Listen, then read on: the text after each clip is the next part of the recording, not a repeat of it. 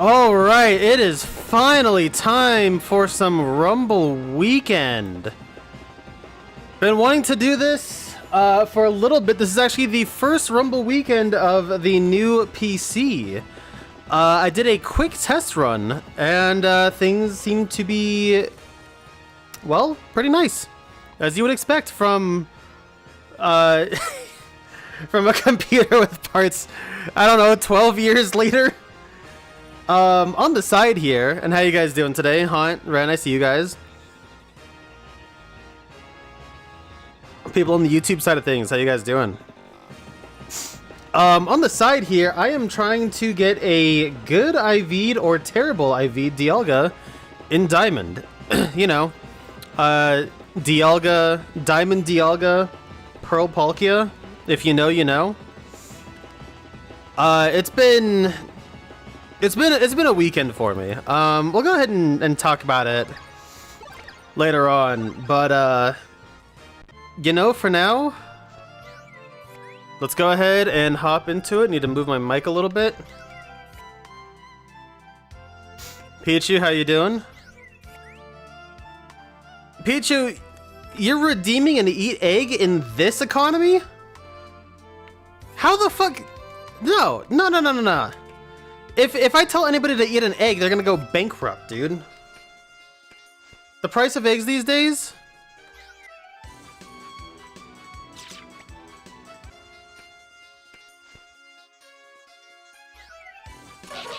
Oh no, that was Haunt that redeemed it, not Pichu. Either way. Look, man, they were right next to each other, okay?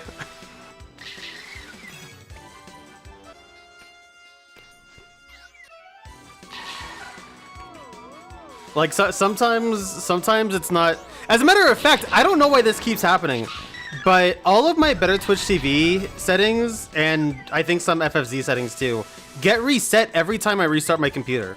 So all of those options that enable like a more easily readable chat by like alternating the shades of gray or black on the chat, those don't stay for me, so it's really easy for me to actually mess up names because of that.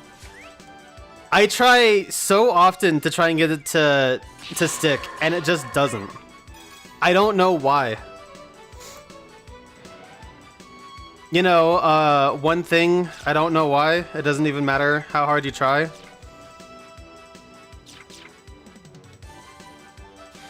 Anyway, so yeah. So I misread names a lot when I'm looking over at chat.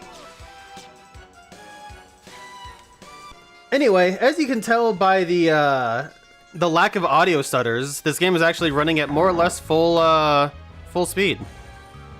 It'll have some hiccups at some point, and that's probably because it's loading everything in for the first time. But that's really it. Those are the only times I've had it stutter, and even then it only lasted like a second, so.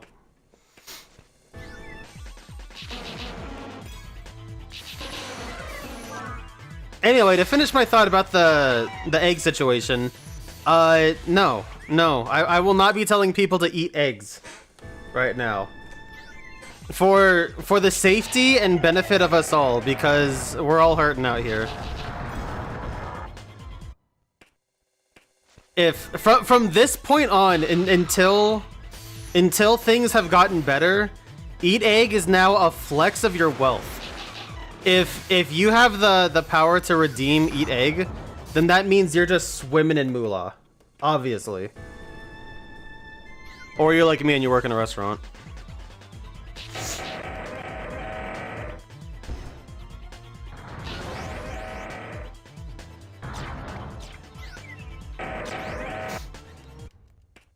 The price of eggs is 5,000 banana coins.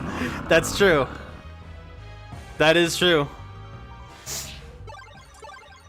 So yeah, on the side here, I am catching Dialga in Diamond version. I was originally doing this at work, but my work schedule is going to be changing soon for the better. With the only detriment being that I don't have time to go chill and play Pokemon at some point, which is an infinitely better trade, if I do say so myself.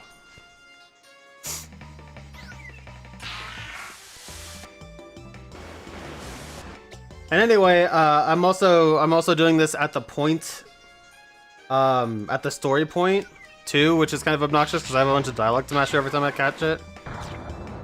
But yeah, I'm looking for either amazing IVs or dog shit ones. I'm really hoping I get some dog shit ones.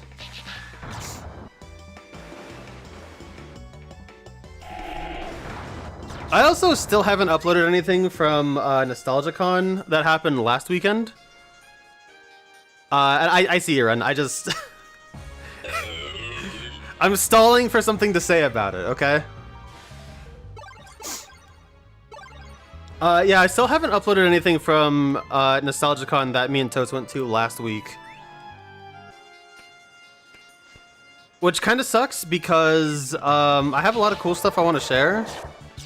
But I really had to take the time yesterday and just have like a me day. And today I've gotten a lot of stuff done around the apartment too. By the way, how is my mic volume? How is everything? The game, as you guys know, I will be silencing the game after the first lap. So we can play some gnarly tunage. But I am curious right now. This thing has IVs all over the fucking place. Hold on, I gotta calc this.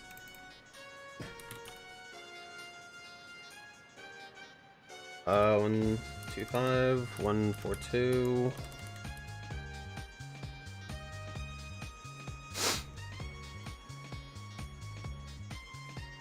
Yeah, it has a few great stats and then a few crappy ones. Well, mediocre ones, so whatever. That's a reset.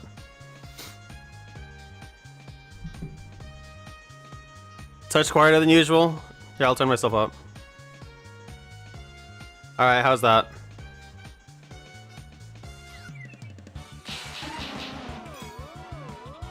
I also still haven't really gotten over the cold that I had, I don't know, a few weeks ago at this point.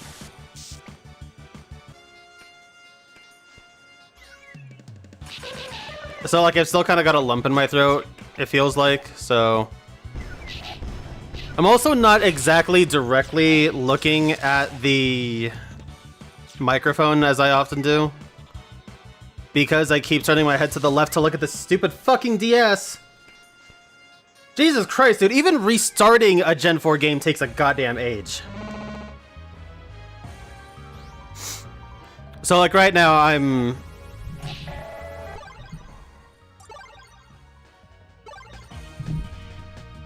I guess it'd help if I had the mic actually, like, facing me. That'd be nice, too. If I actually had the mic, like, fully looking at me to capture my audio. That would be pretty damn good, too, honestly. But yeah, yeah, when I get quiet, it's me looking over and doing something on Diamond.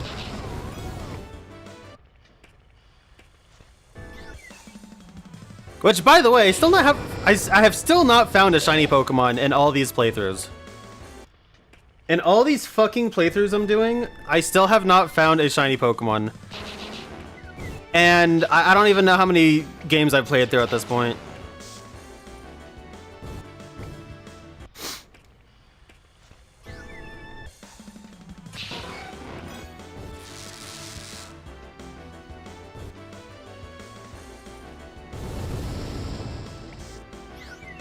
It actually reminds me a little bit,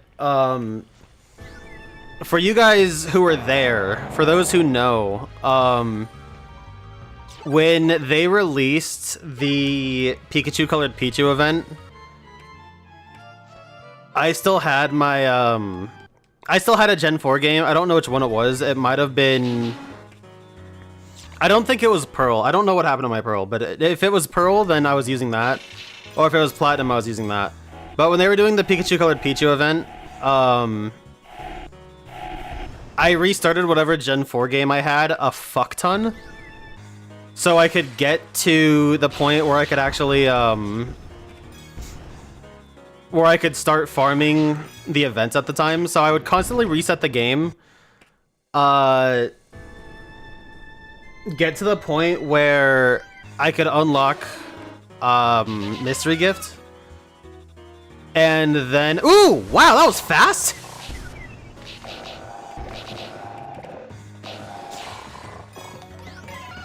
Wow, that looks so good in this game too. Oh my god.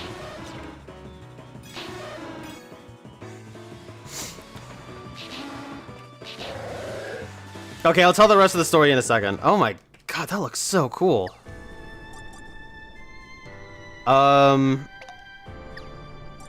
Crap, I don't remember how I... What did I set to minus on this thing? Oh, where'd it go? Are you favorite? Are you favorite? Are you favorite? Are you favorite? Okay. Dude, that looks sick! Oh my god, that looks so cool.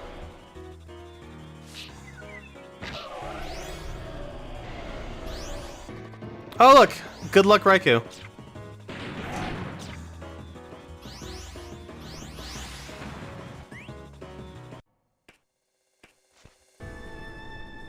Yeah, we're in May. That means it's a final season. Good luck to everybody doing their finals. Genuinely. I feel you. Alright, Articuno!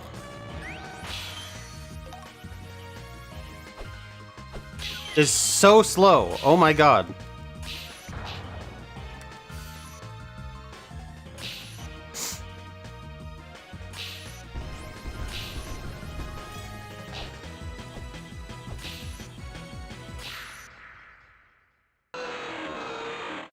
Yeah, that has got to be a new record for my stream, genuinely.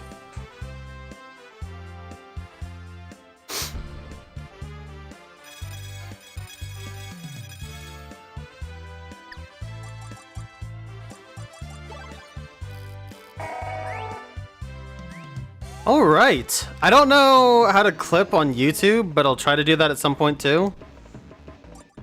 There we go. Shiny Mighty Enna right off the rip. That is wild. God, that looks so good too. All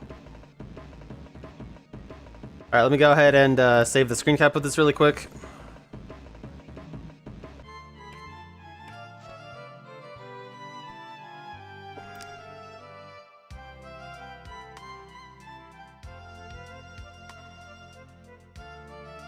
Uh-oh. I don't know if I have a Rumble Weekend folder on my desktop right now.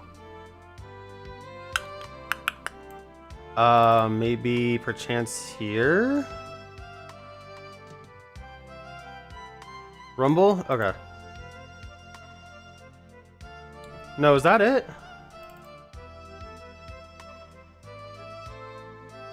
I don't have any idea where this is. Okay, I'm just gonna make a new folder on my current desktop.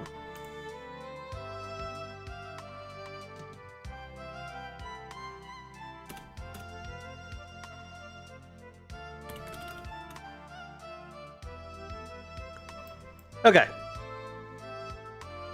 Now we go ahead and add new text. I don't know.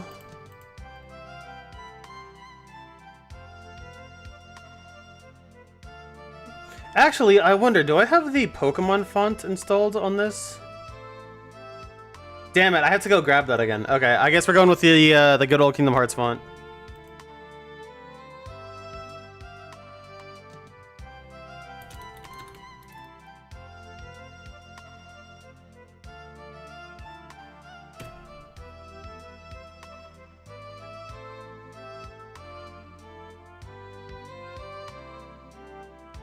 Holy shit.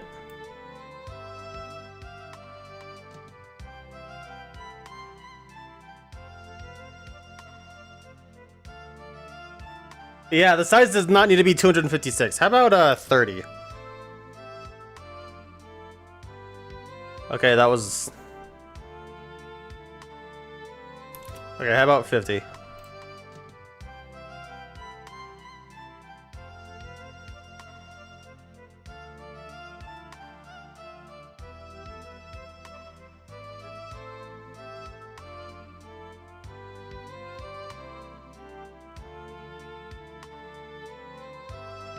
I normally have this set up in advance, but not this time.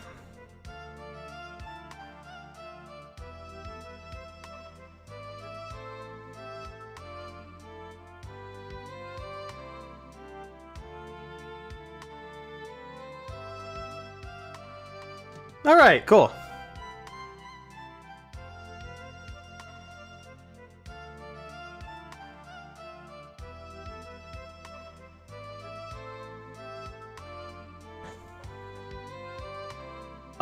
Okay, I'll go ahead and play some tunage now. This is actually going to be a surprise one for me. This is from Snowpoint Lounge. I've actually featured their music before, but I haven't listened to this album of theirs, and we're just going to listen to it together, so... This is Sevi Safari.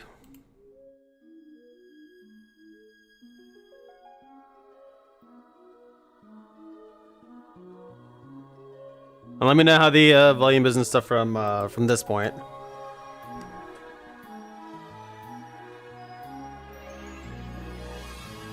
Okay, probably want to turn this one down.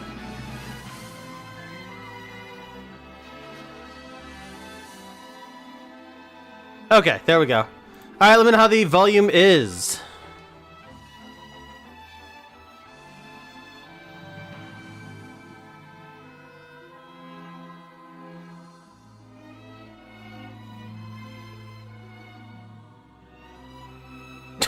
Yeah, I feel that, Ren.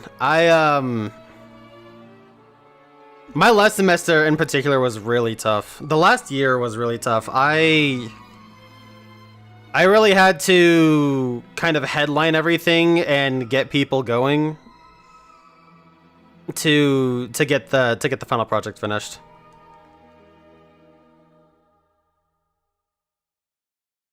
When it started, I gave everyone a little bit of time to see how the group would unfold. And then after the third or fourth meeting, I think, I was like, all right,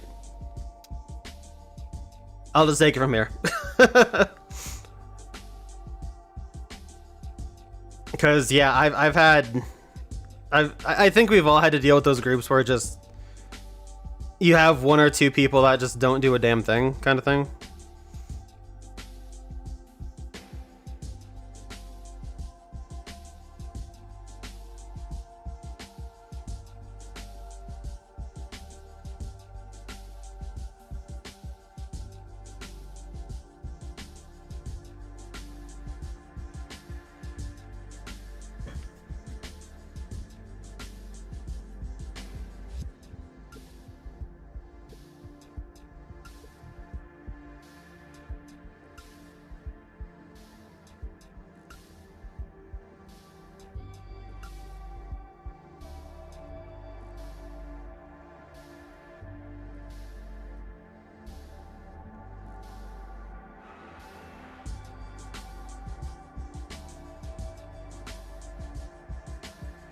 So one thing I found for the Rumble weekend viewers that are here, I haven't posted it yet because I haven't posted anything from last weekend, is on the way, I think it was on Saturday, on the way to NostalgiaCon, I got what is probably my biggest chase Pokemon in the entirety of Go. What happened? I fucking blacked out to Dialga? I got what is probably my biggest chase Pokemon in Pokemon Go. It is an exceedingly rare Pokemon, and I now have 2 out of 3 of the trio. I got shiny Galarian Moltres, and I freaked the fuck out when I got it.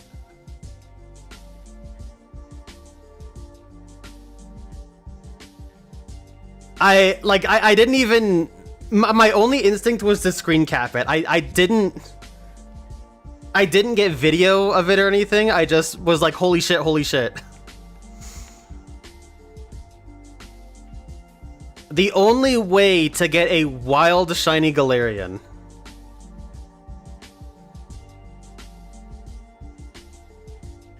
And what's crazy is the only one I'm missing now is Articuno. Which is kind of poetic because Articuno was the first Galarian bird that I was able to catch, so it's kind of neat that that's my final chase one. And it actually turned out really good. I might be able to transfer it at the end of the stream. Oh, that reminds me, I have a text to reply to. Okay, hold on. Brief moment of respite in the stream while I respond to this text I forgot.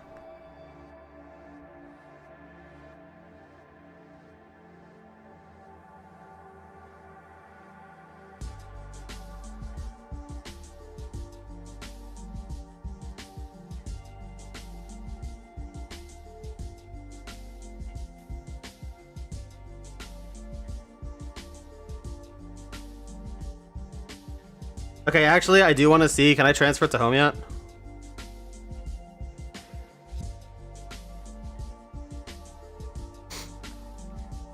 And they both ran. Yeah, that's not uncommon.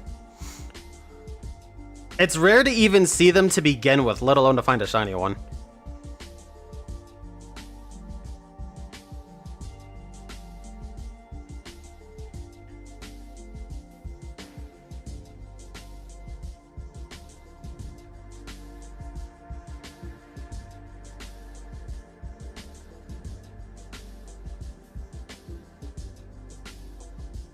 Oh, there's a Rookity. Door stuck!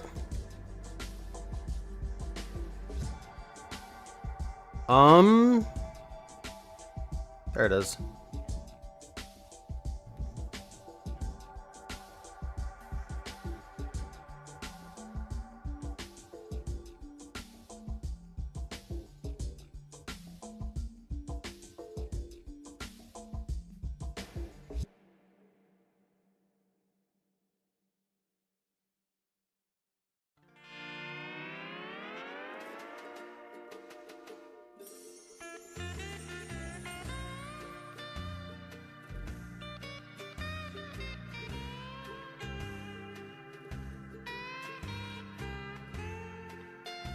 Cave Brink Currents. I love that. That's a great song name.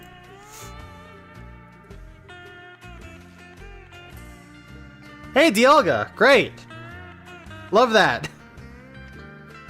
I hope that's a good sign that this Dialga I'm currently trying to catch is good.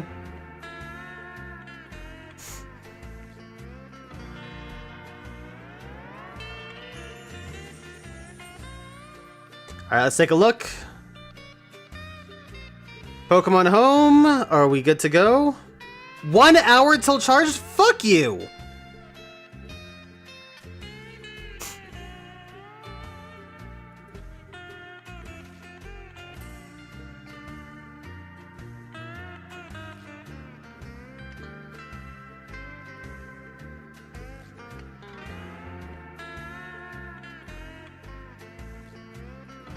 I haven't used their effects. I got both Origin, Dialga, and Palkia, and I haven't used them.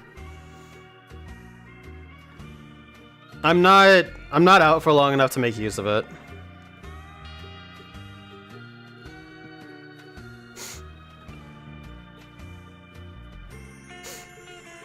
I thought about it when I was still taking public transport to work, but I would much rather do other things while on my way to work than just play more Go.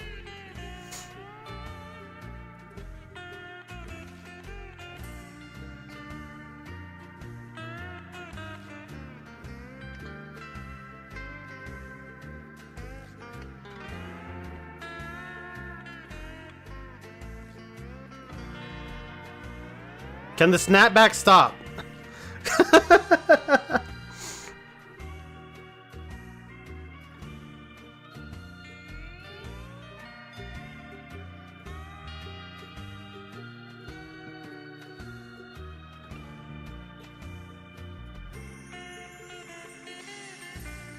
Yeah, I think it's kind of lame that not all of them came with the special move. They didn't for the Kyurem event either, or the Univator rather. And I just think that's really lame, honestly.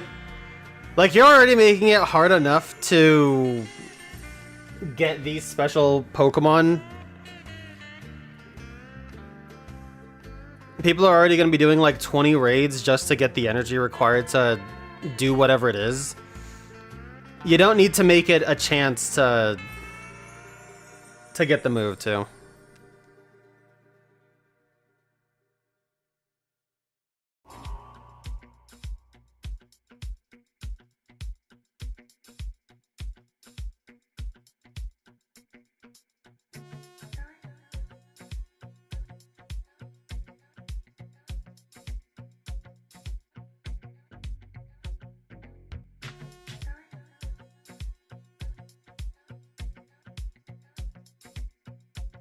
Yeah, when you have the chance to actually go out and do it, it's at least nice.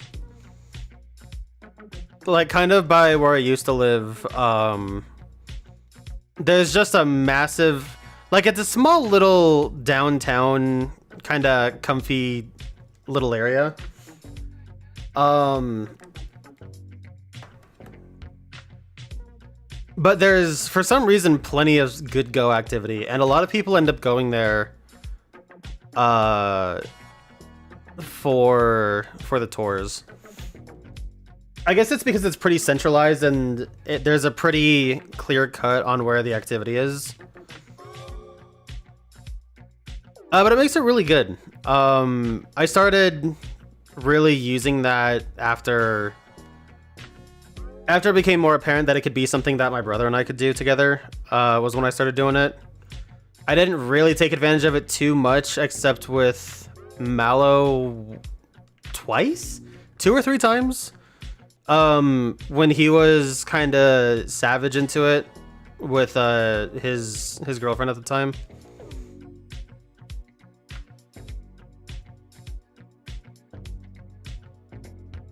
But it's nice to have a good central area like that, even if right now it's kind of further out. Still, even with it further out, it's nice to go to anyway, because it's homey. There's really good restaurants. I wouldn't really call them restaurants. I mean, there's restaurants, sure, but there's some really good cafes that are over there that I love going to too. So.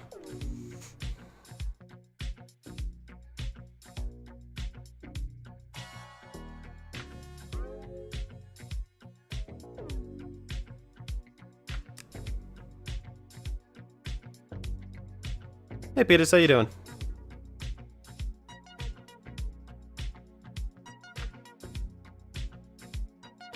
Yeah, I totally get that, Ron.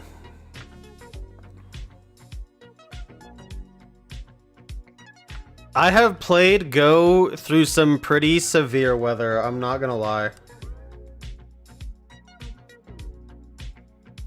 Like, I've played Go in negative weather. I've played Go with no gloves, by the way. That was a terrible idea.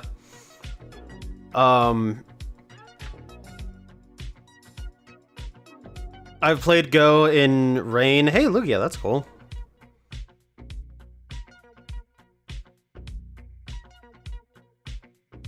I've played Go in some pretty decent wins. I wouldn't say like insane wins. We don't normally get anything too crazy, but if for whatever reason I'm already out, I'm probably playing Go, even if it's just for a few minutes.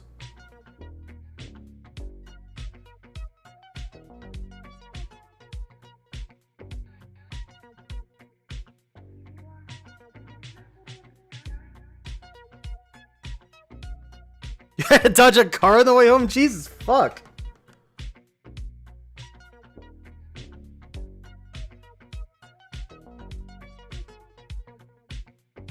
Yeah, I gotta say, I am not enjoying driving.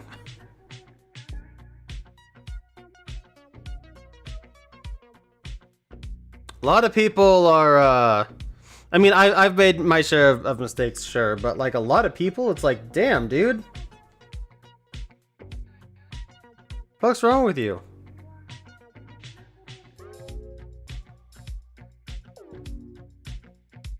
But I am still learning how to drive, unfortunately.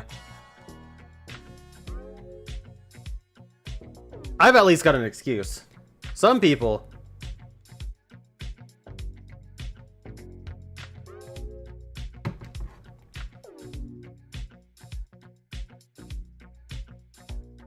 Some people are just terrible.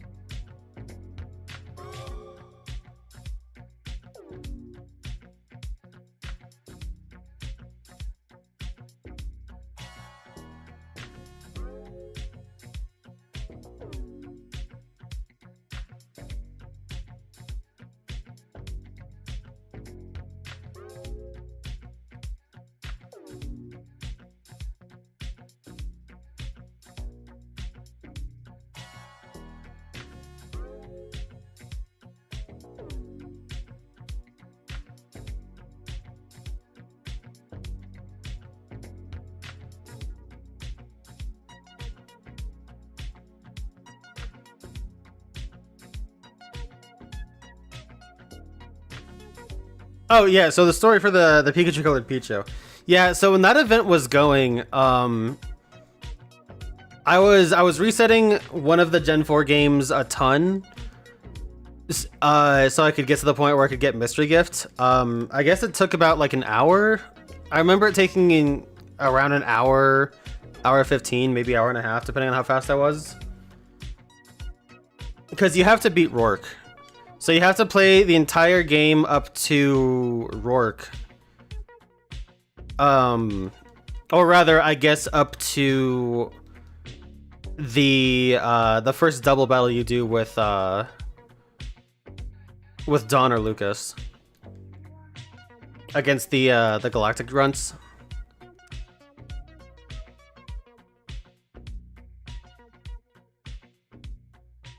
And I farmed the hell out of that event. Like, so much so. I ended up with like 8 Pikachu colored Pichus, I think. It was ridiculous. I spent like the last weekend of it, I went really crazy on, or the only weekend of it, I guess. I don't know how long it was going on for. But yeah, that was stupid in hindsight.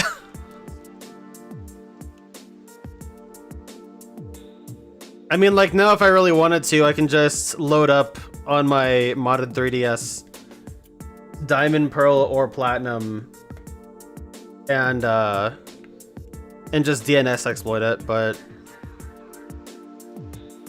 I mean, hey, you know. At the time, those events really weren't repeatable, so. I actually learned recently that oops. The Delta emulator on Apple devices can connect to the same servers as, excuse me, oh god. Sorry, I scarfed down a ton of carrot cake before I started streaming. The Delta emulator can actually connect to the Wiiware services that that actual consoles can. So using that, you can actually go ahead and get events and also transfer up with relative ease emulated or any Pokemon that were on an emulator just by transferring the, you know, the .sav file, which is really cool because you can set up Gen 3 and play that like normal, and then you can dual slot mode it with in the emulator. And just connect online and trade that way. It's pretty sick. I didn't know that until recently. Sucks for us Android users because our closest alternative is Melon DS, And I'm pretty sure it's developed by Melon Speedruns. He's quite the prolific character when it comes to a lot of things like this. But due to some personal things, he's had to put development with it on hold, which does suck. I mean, I'm not exactly in a rush to do anything with that, but I would definitely okay. I would probably play through a Leaf Green and an Emerald again to get myself things like the old C chart, which, funny enough, is what this album is based off of, and stuff like that.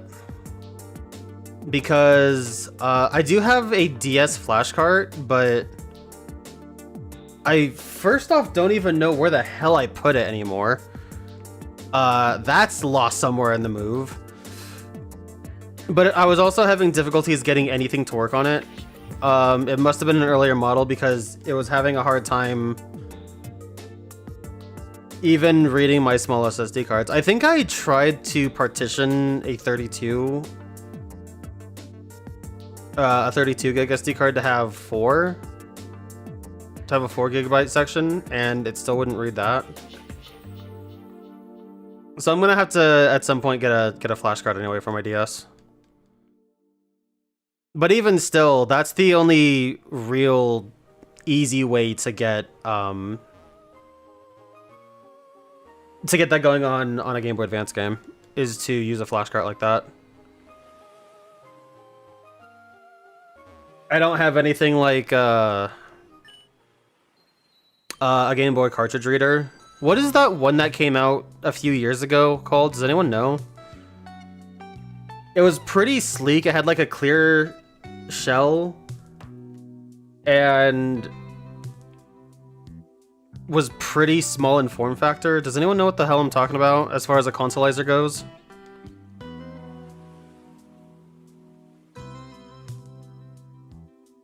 I'd have to look into it again. But I don't have that. That would be the other alternative if I wanted to do something like that. But quite frankly, a DS with a flash card should be able to do all of that.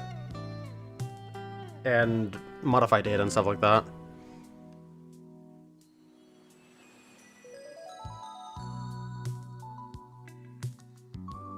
So if that does get fixed up and if Delta or something does come to Android, then I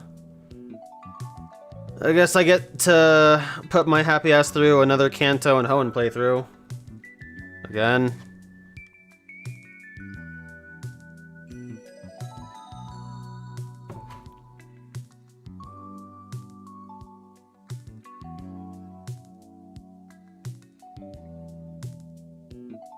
Oh, you're good, Ren. Sorry, I didn't say that.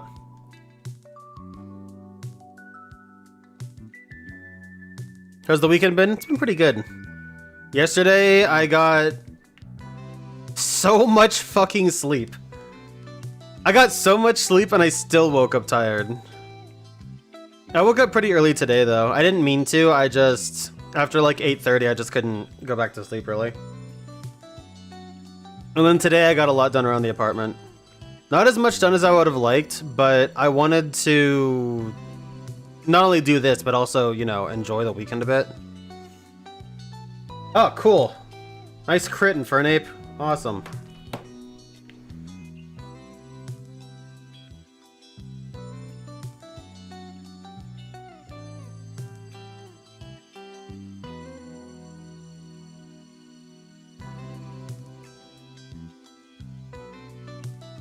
And I again apologize too. Things will change for the better soon. But for the time being, I don't have much time off, you know? So the off time, especially on Saturdays when I would normally host Toonami nights, it is very much so either I do that or I stream. So As much as I would like to do more Toonami nights, I also enjoy the ability to play video games at home. And ooh, number 2!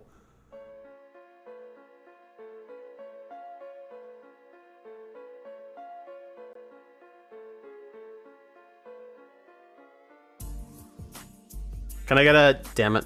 Maybe I can get another Macargo later on. Let's see, do I get another Macargo anywhere?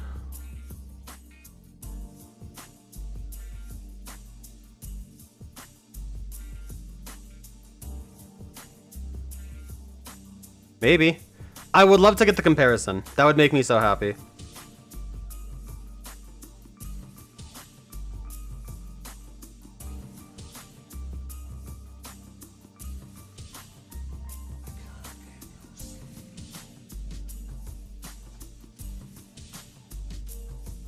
Dude, Shiny Macargo is such a cool shiny. Both Slugma and Macargo both are really good shinies, honestly.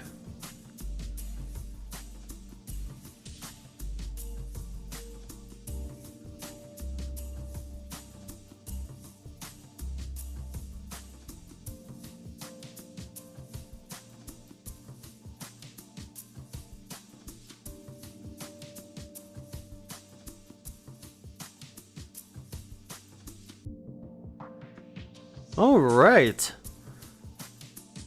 The Altering of Outcast Island is the tune to which we obtain the Shiny Macargo.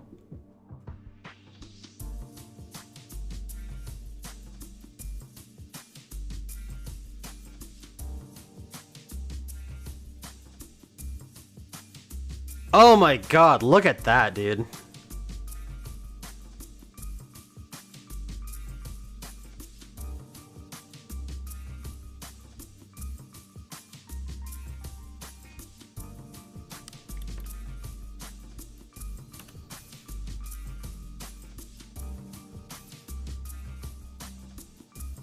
Okay, where is OBS?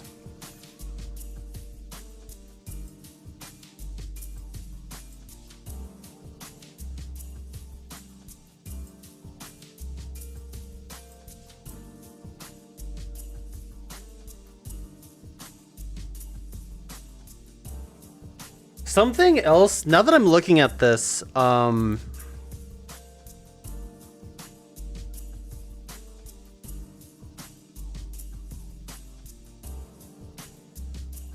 I don't think I can make it bold. Whoops, didn't mean to do that. Let me see, can I make any of these old? Old, yes! Can I make it bold? Not old. Alignment. No, yeah, I can't make these bold.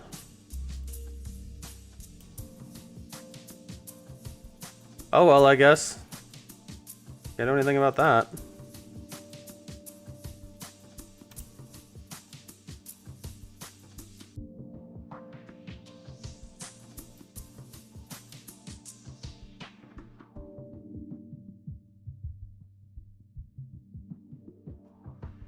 All right, good stuff.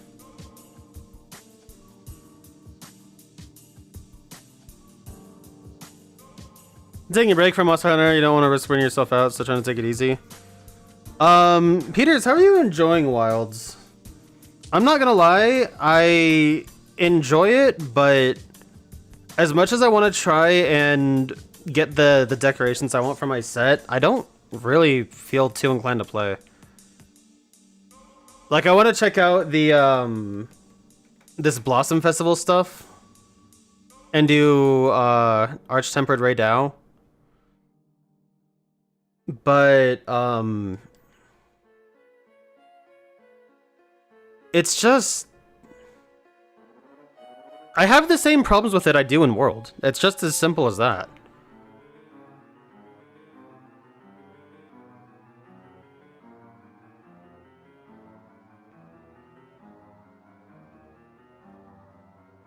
Dang.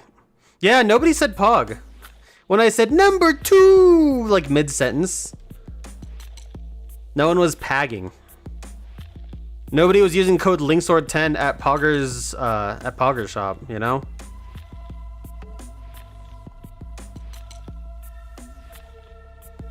Which, by the way, they're supposed to be having a new flavor debut this month, I think, and I will probably give it a try. I really want to get one of their hydration mixes, honestly. I've been wanting to do that for a bit because I feel like I don't hydrate enough. Like, whenever I take a drink of something, I take a good-ass long drink.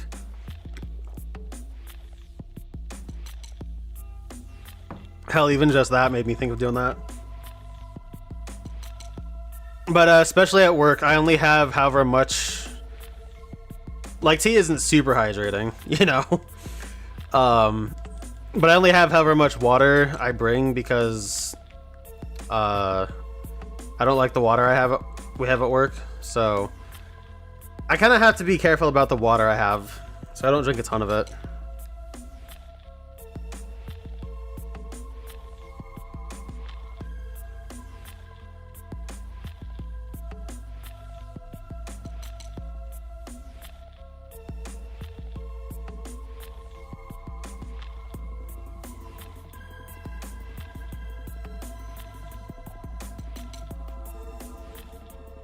Alright, let's take a look at this Dialga I caught, eh?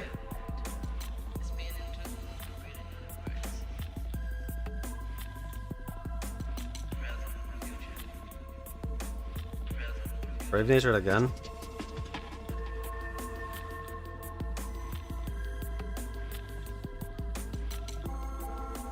Nice. Oh my good golly gosh! Holy crap! Absol with the raid! Oh, wow! Okay, hi everybody! I apologize that my alerts are broken. Jeez, welcome in everybody to Rumble Weekend. I would like to ask if anybody knows which one this is, because I was gonna title my YouTube stream after it, and I don't know what it... I don't think any of us know what it is anymore. Is that right? We all just kind of forgot. Welcome in. Hope everybody's doing well. For the people playing Rumble Weekend in the chat, how is it going for you guys? You get any good ones? I missed out on yesterday because I just needed a good personal day, but it's been good so far. I mean, I've been streaming for 48 minutes and we got 2 shinies so far. Pretty exceptional luck. A little bit of a history. I've been playing Rumble Weekend for, geez, I don't know. I think since like Rumble Weekend 16 or something like that. Maybe even earlier. There's some highlights on the Twitch channel. If anybody is so inclined to see some of those really old clips. But I've been doing this for a while, you know? This is emulated because I don't have a modified Wii U. But for those older ones, I was streaming off of my Wii U. And, you know, it was a fun time. I thought I missed that. Just got Shinoed on a Slowking. But yeah, no stranger to this. I participated in the weekend last week as well. Did not get anything. I don't have these shiny charms, so I am going off of the 1 in 300 odds. And, you know, didn't get anything that time, but I guess I was saving my shiny luck for this weekend, huh? And water attunement, oleanders, flying chicken, Soldew. Chickletism. Staunch Koala, Alolan Figment. Welcome in, everybody. I hope you guys are doing well. And Absol, Matt, if you're here, thank you for the raid. I greatly appreciate it, and I hope it's going well. I can't wait to see the video at the end of the weekend. See what you get.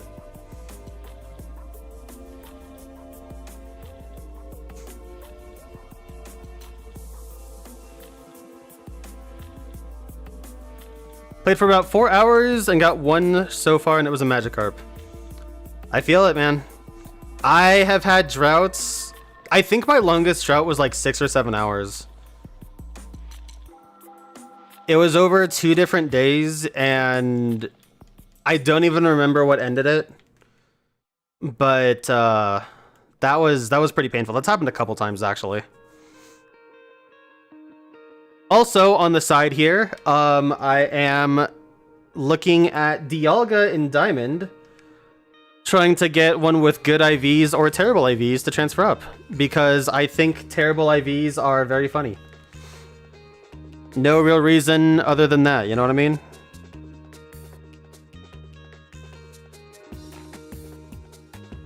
We could have something here, hold on. I apologize for the brief interlude, but this Dialga might have terrible stats. Let's take a look. We have... okay, I might keep this. We have a 7 or 8 in HP, a 12 or 13 in attack, a 3 or 4 in defense, a perfect special attack stat, a 7 or 8 in special defense, and a 1 to 5 in speed. That might be a keeper. That is so bad. I love that. All right.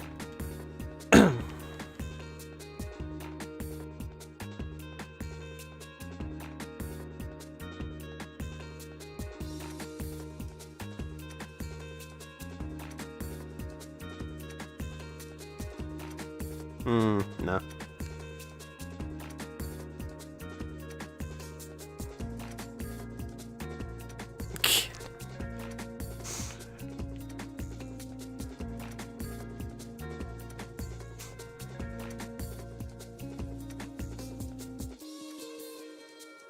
And thank you guys for the follows too. I appreciate that a lot. I apologize that my alerts are broken. They've been broken for a little bit, and I just keep forgetting to fix them.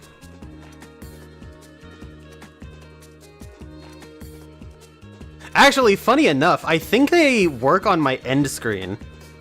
I don't know why that is, but for some reason they work on my end screen and not my main one. I don't know what the deal is with that, but I mean, what do I know?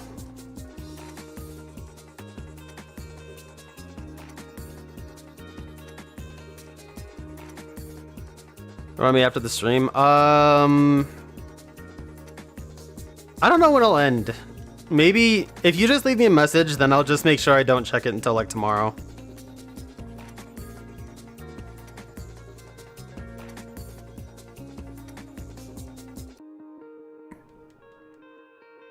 I had it on my to-do list a while ago, and then I completed almost everything on that to-do list except for that.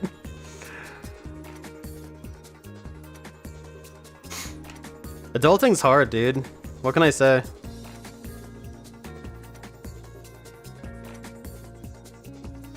For anybody curious as well, on both my Blue Sky and my Twitter, or X, whatever you want to call it, I have been posting kind of sporadically a long-form journey that I'm doing across all of the games. I actually was just talking about how the Delta emulator actually has functionality to connect to the Wiiware servers. So through the Delta emulator, which is unfortunately only on Apple devices, you can actually go ahead and trade yourself, transfer up and trade yourself anything from a Gen 3, 4, or 5 game, which is really awesome for pretty much everyone, quite frankly, because getting those games nowadays is brutal.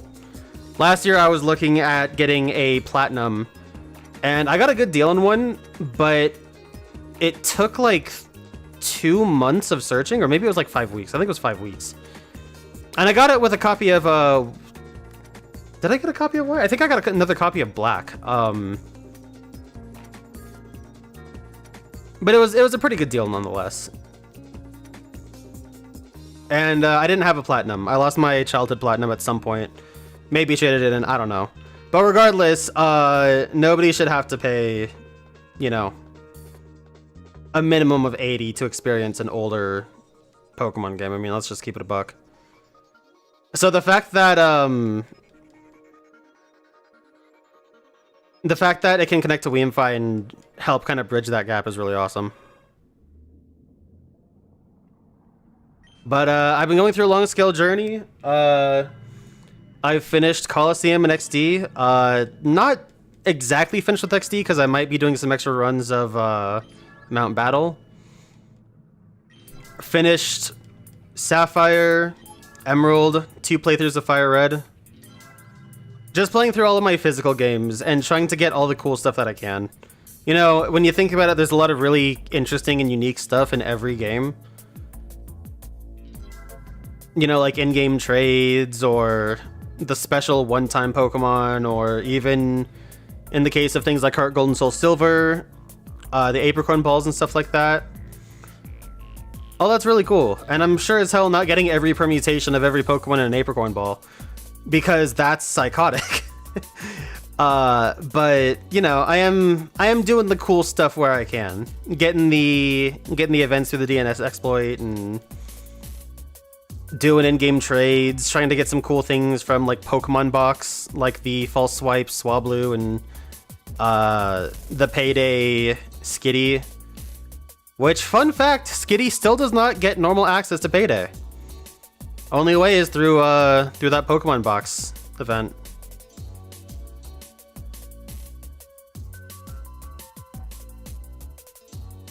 And now that I'm starting Gen 4 stuff, I get to go crazy on my Pokemon Ranch.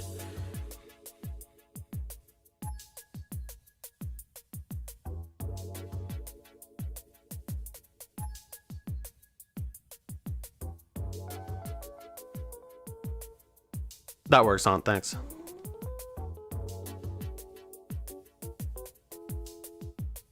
I wouldn't know. I have 0 Apple products, so, you know. I mean, I guess that's not true. I don't have any current Apple products. I don't even know where it is, but I have an old iPod Touch somewhere, I think. And I've got, I'm pretty sure I've still got my original iPod that Mallow actually gave me. He gave it to me as a Christmas present one year because he got an iPhone. It was like the first or second model iPhone, so he gave me that.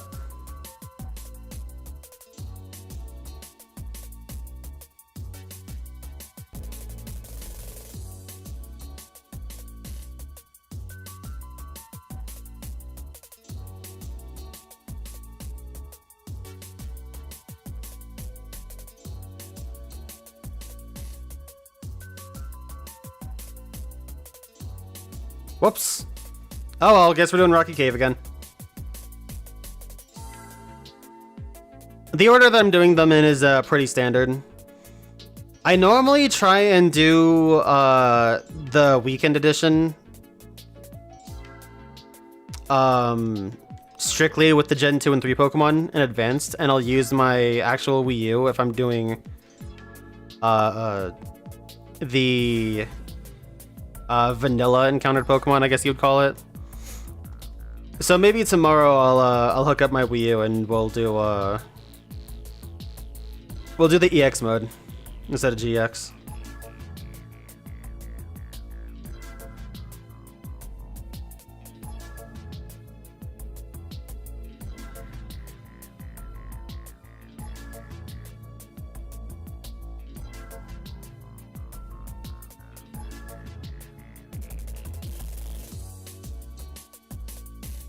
For anybody curious on the beats in the background, by the way, this is the artist Snowpoint Lounge. This is their album Sevi Safari.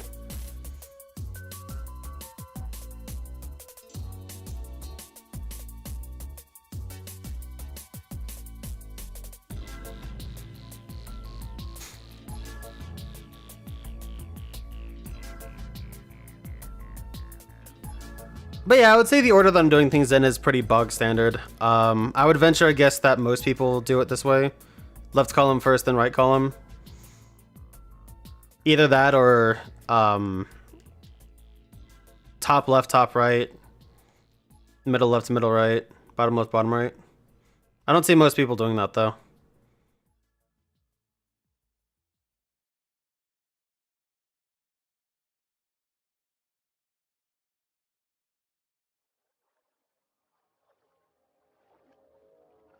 We could just go chaotic evil and go the opposite way.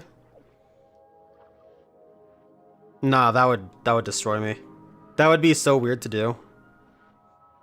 Wait a sec. No, we're good.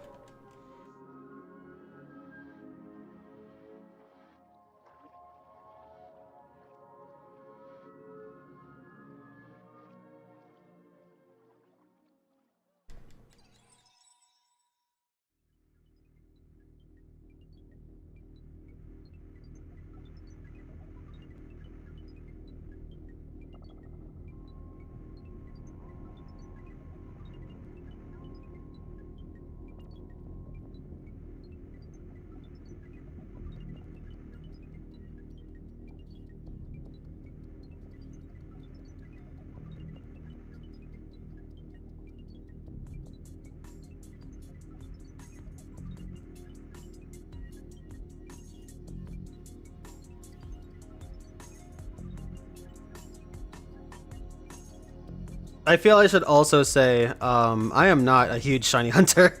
I'm a big fan of it. I love so many of the content creators that are out there doing stuff like Dallas and Sonics and everything. Big fan of the Gen 3 Hunter too, even though he's kind of stopped doing stuff for a while.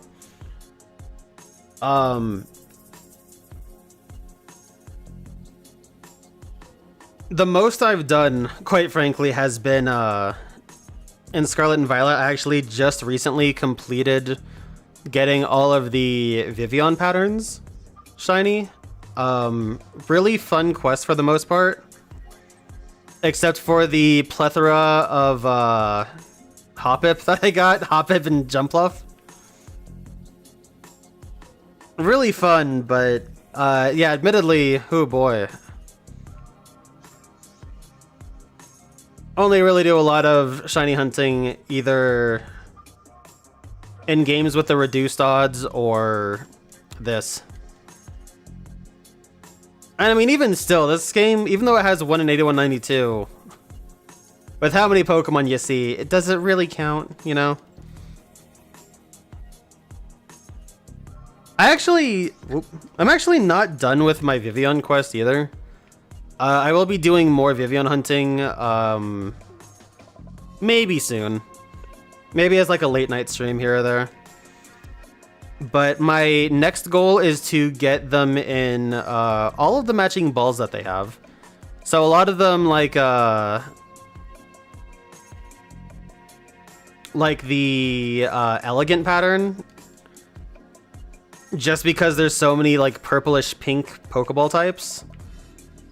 There's a lot of matching balls that goes with them, so that's gonna be one of those where I just try and get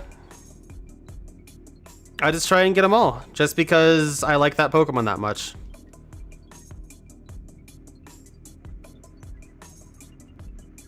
And also because, quite frankly, you know, with the Pokemon Go news, who knows how long we'll really be able to hunt these things anyway.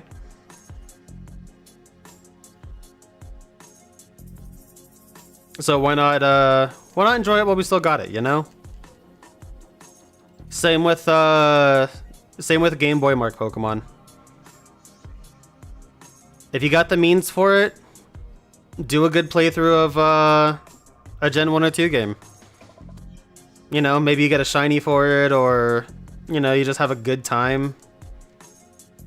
Maybe you do some crazy like RNG manip stuff, or actually, in Matt's most recent video, the Fossil Oddish, maybe do something sick like that, you know?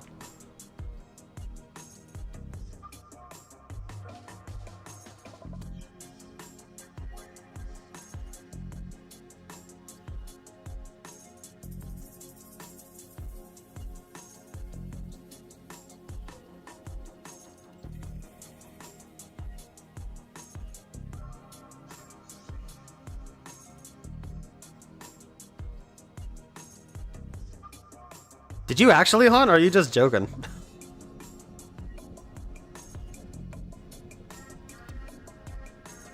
Ironically, that would be even better for shiny hunting.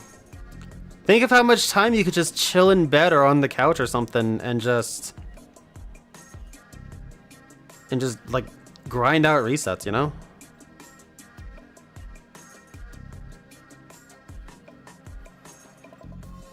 Yeah, it's really cool.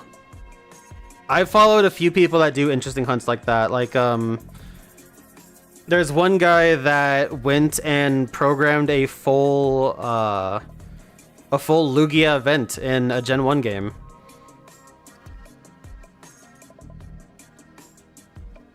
The amount of things you can do with RBY are just out of this world.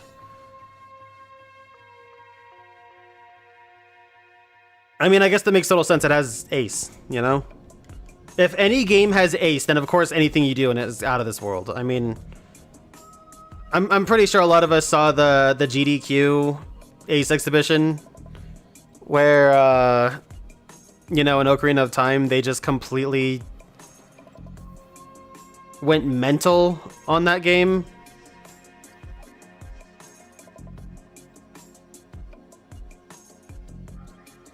That's a pretty extreme case, but nonetheless, anything that has access to Ace, of course, is going to be a little bit on the wild side. Super cool, though.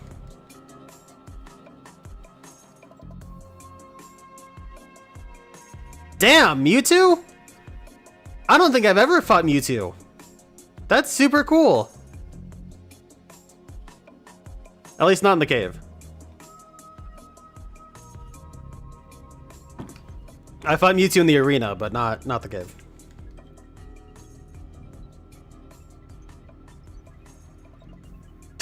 No, arrow to... I don't think anyone is using arrow to the knee memes past, what, 2013? Let's be real. That's why I had to ask.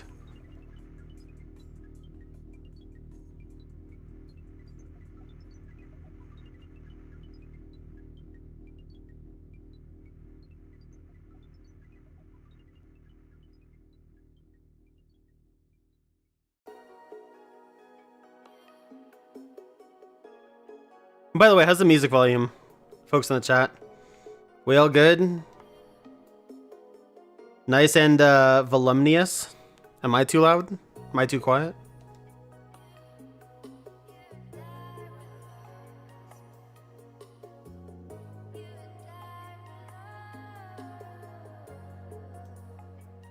Also, I've got to say, just to flex it a little bit ago,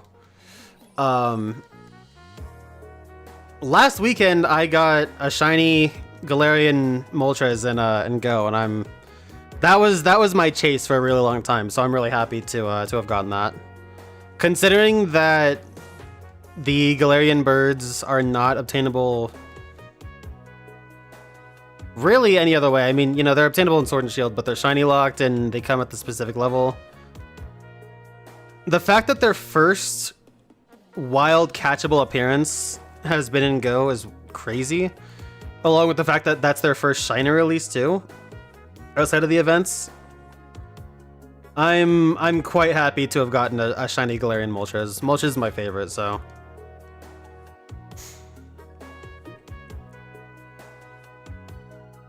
You know, might flex a little bit on that.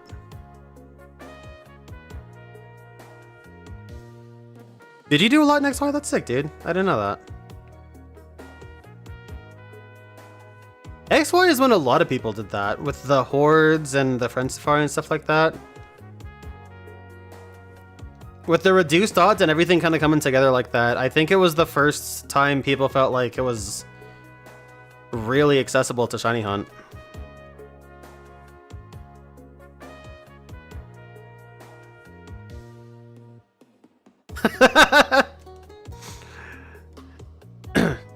Yeah, the Switch 2 Special Enhanced Edition of Skyrim will be coming out.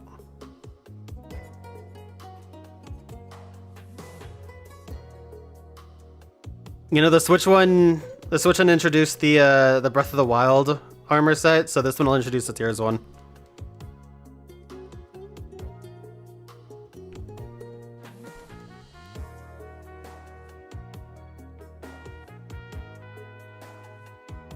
I wonder if the physical version of Skyrim for the Switch is even remotely sought after. Didn't it have a download included? Like, wasn't it just basically a keycard? I don't remember.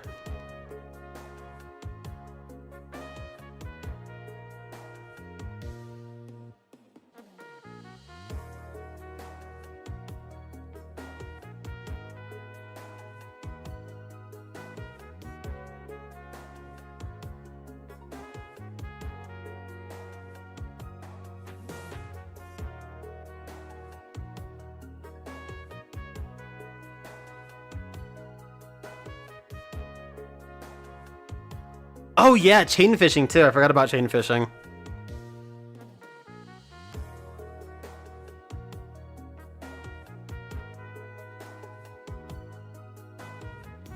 Honestly, Gen 6 was a magical time. That was why I went so crazy on the shutdown for it.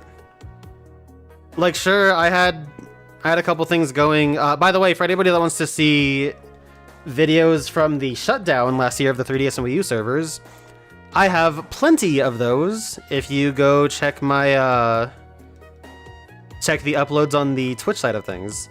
On YouTube, I have been meaning to go and find those raw files and upload them, but currently they are available on the Twitch side of things. If you'd like to see some cool Wonder trades, in addition to the rare occurrence of me Wonder trading myself, you know, I got you covered.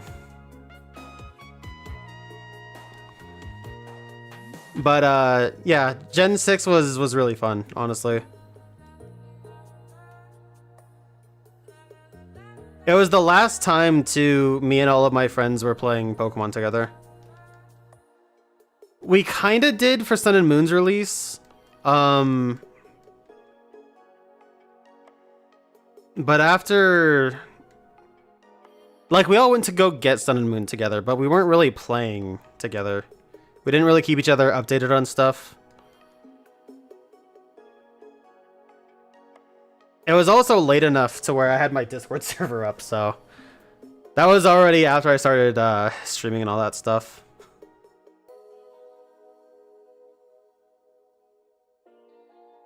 So between all that and that's not shiny. Between all that and the schooling at the time, yeah, we just weren't really keeping up as much with each other. But yeah, XY was sick.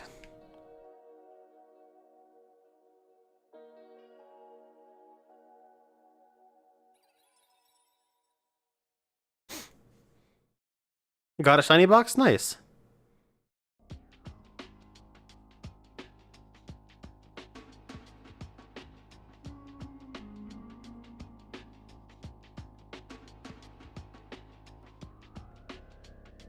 XY was also the last time I made an attempt to keep my boxes organized. I've been trying to recover that for Pokemon Home, but man, that's hard.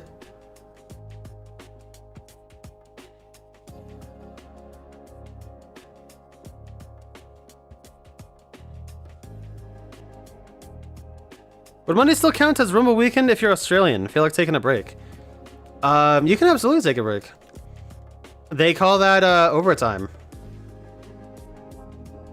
Matter of fact, actually, I can't remember the guy's name. The guy that started the weekend, Dynamax Adventures Weekend, he just finished his Dynamax Adventures Weekend overtime yesterday, I think. So, I mean, yeah, you can absolutely do overtime.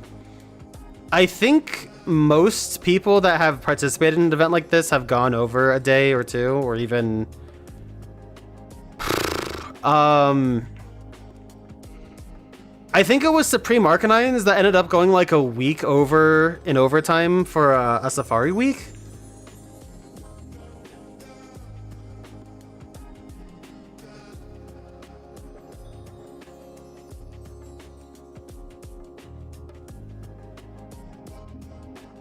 I don't really know the limit on overtime. I don't know, you know, where it's like, okay, now you're just doing this for your own personal thing instead of instead of as part of an event. But I mean, I would say depending on the length of the event, you probably get that much as overtime. I would say you could probably go 2 days. Blue Vector, yeah, that's that guy's name. Yeah, I saw him finally end his or there. I don't know if it's I don't know how they identify. I saw them finally end their streak, their joystick, a couple days ago.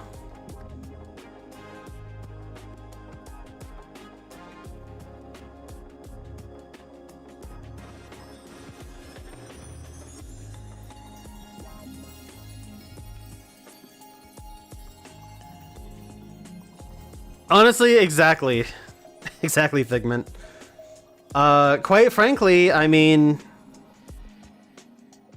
I know that you're like 16 hours ahead of me. I'm in Mountain Standard Time in the US. I'm pretty sure Hawaii is...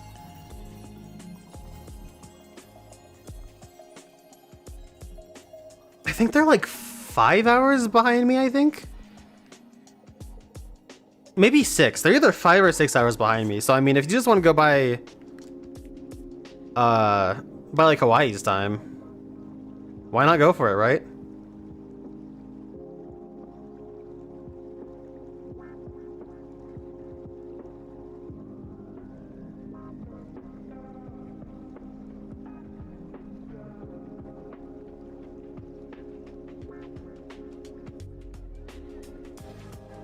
Okay, yeah, so they're 4 hours behind me. Yeah, so they are a clean 20 hours behind you. I say why not go for it, you know?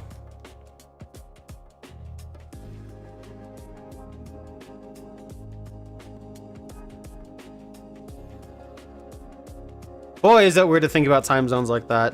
I have a hard enough time keeping time zones straight for Pacific and Eastern with the complete opposite sides of the country some of my viewers are on. Having to think about like a 20-hour time gap, oh my lord.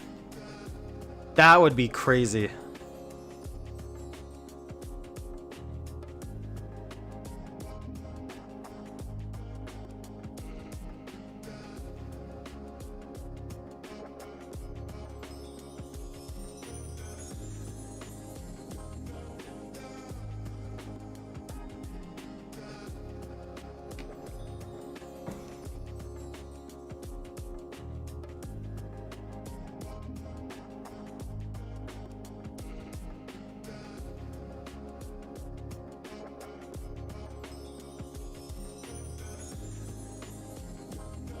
Nearly everything internet related happens at like 1 a.m. That's interesting. Okay.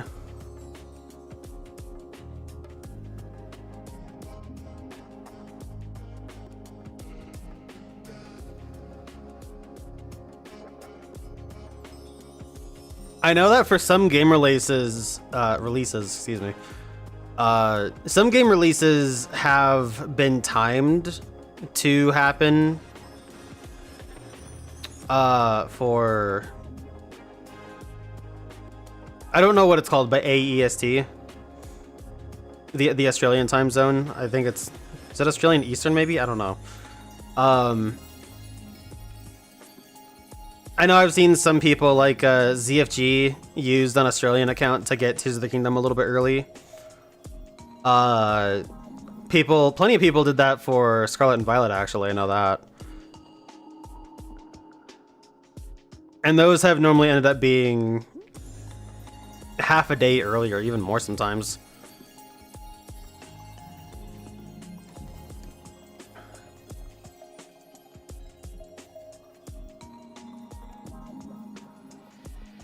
Oh god, that's horrible. I thought the Nintendo Directs being at like 7 was pretty bad for me. Happening at 1 a.m. is awful. I mean, I guess it depends on how you look at it. Like, For me, with my current schedule, which is changing soon, as far as work goes, 1 a.m. would be more manageable than 7 a.m. probably. But still, like for most people, that's just atrocious.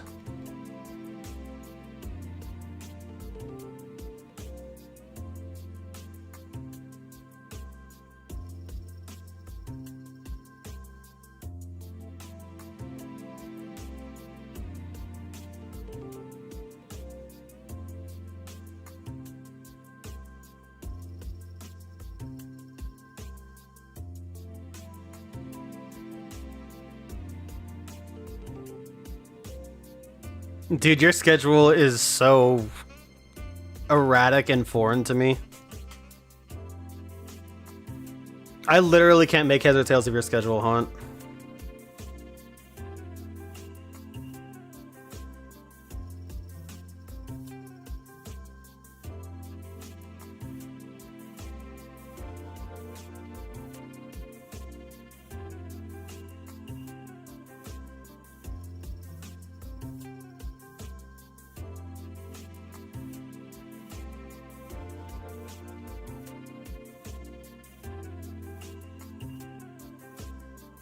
Yeah, it's really tough.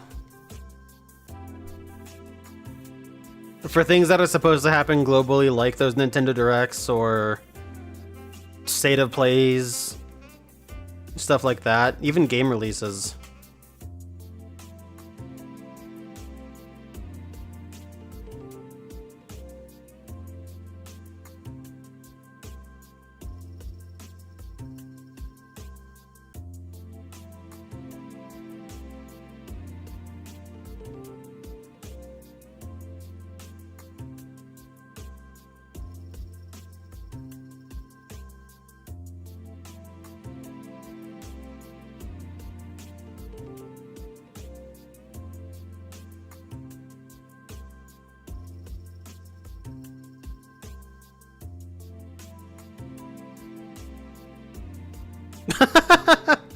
Nice, dude. That's not even terrible either. Like that's just comfy, quite frankly.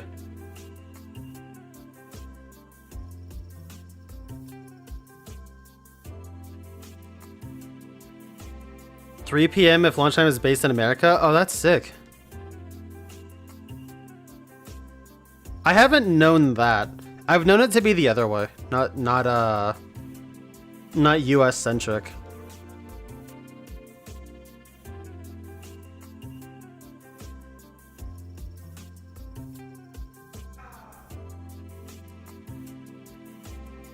The hell was that?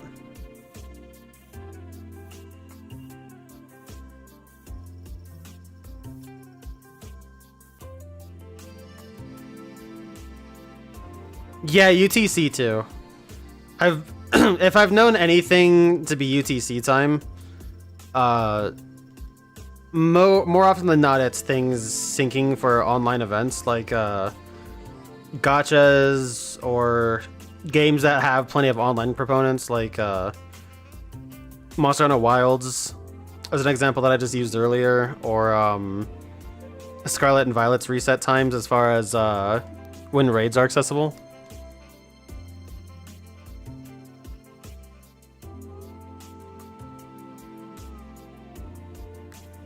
I really haven't known a lot to be US centric though. Aside from things being like a midnight release here. But I figured, and this is me not having done any research on it, I figured that was strictly just based on the North American properties and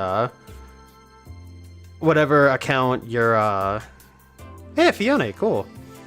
Whatever account you're, or whatever location your account is in, excuse me.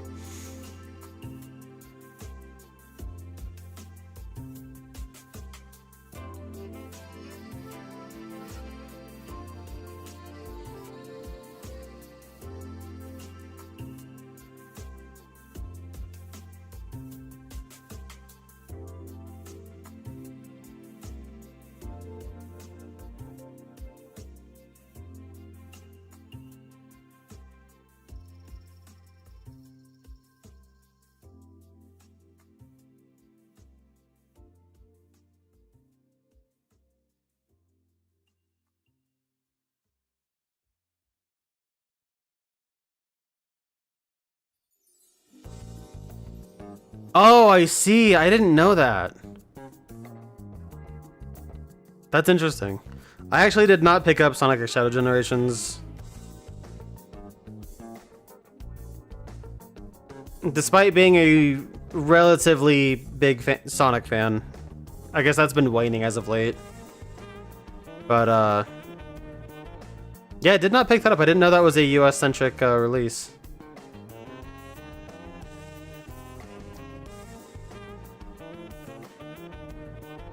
Although I guess given the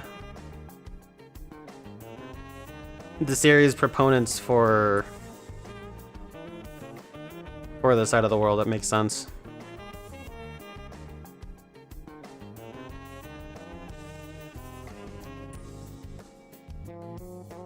I still haven't seen Sonic 2 or 3 as far as the movies go. That bums me out. We really should, I really should open a Hyper Beam or a Discord like watch party or something for that.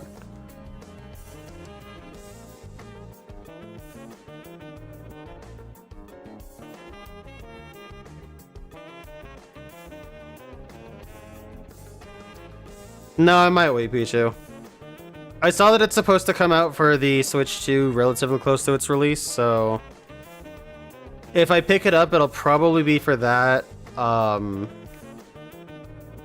Nice. It'll probably be for that around that time.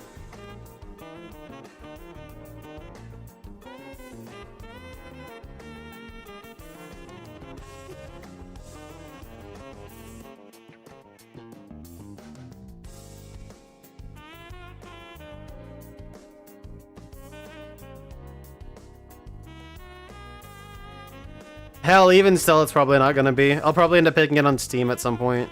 Let's be real.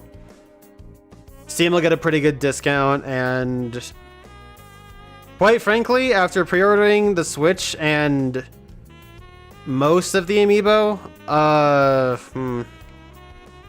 I could probably hold off a little bit.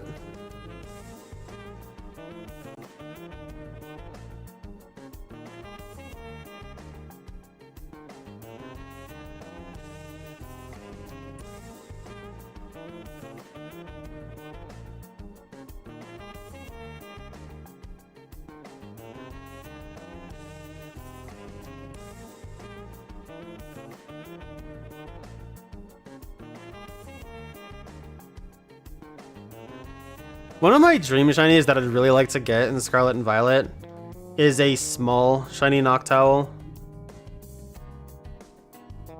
That would be so cool to get. Just a carbon copy of Ash's Noctowl would be awesome.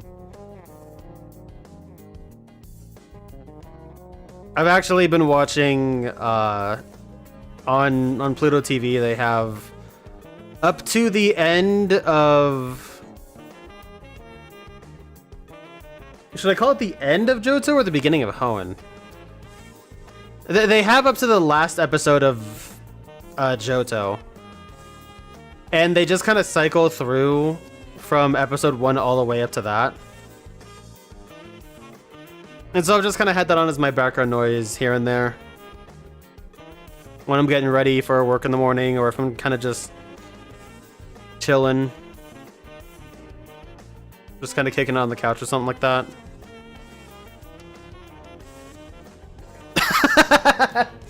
Yeah, the Amiibo are killer. Let's put it that way.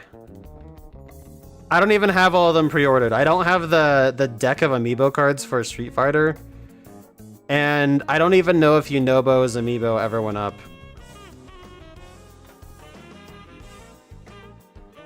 But,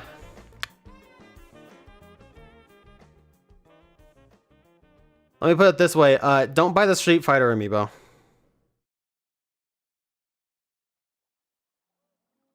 You probably have better things to do with that kind of money.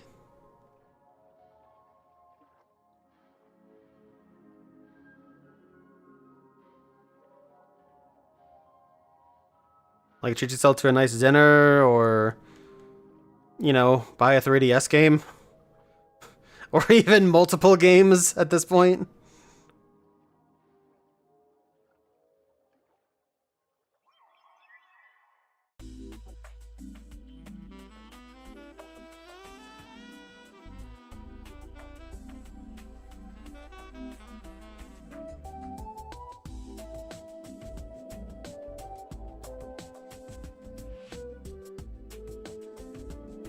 For anybody curious, by the way, if you are into 3DS stuff, buying the UAE versions of games is still, well, as of right now, I don't know what they're like right now as far as like importing, but those versions of the games do have kind of maintained their pricing. So like $40 for a new game. It's kind of cool.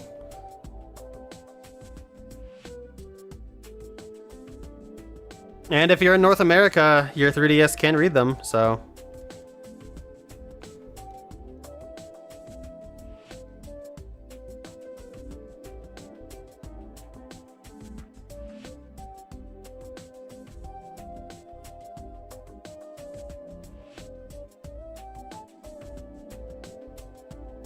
Speaking of that, is the Switch 2 region locked? I thought I read something about that a little bit ago, but I don't know how true it was.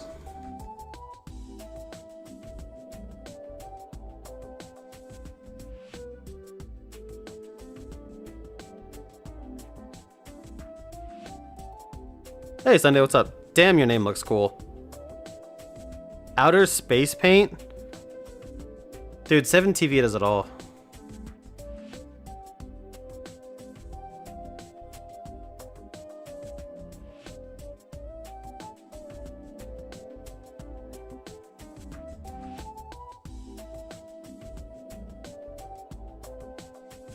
They region locked a special one in Japan that's cheaper. That's fascinating. What the fuck?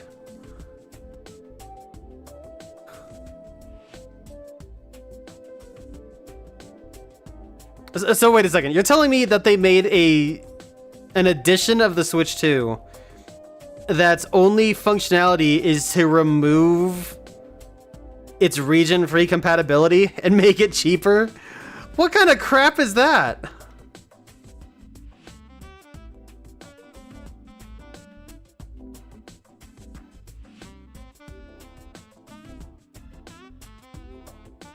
Like, that's not even doing much.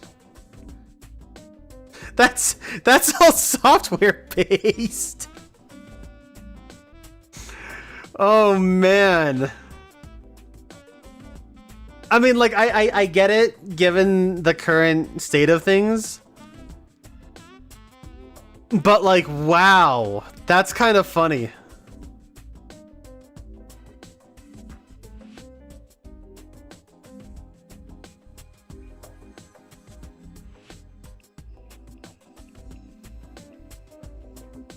I want a shiny Spinda so bad. Both in this game and to transfer up. It's a jump off.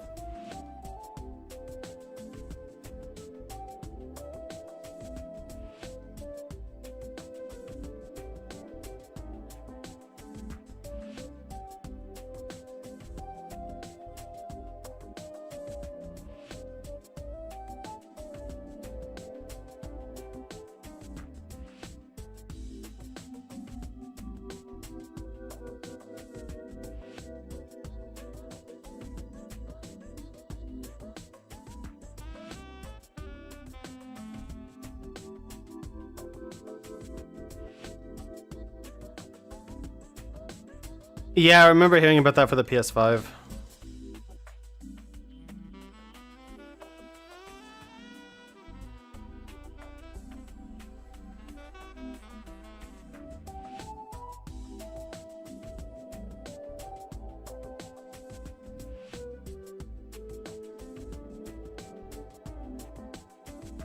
Well, either way, I'm glad that at least the Switch 2 is still region free.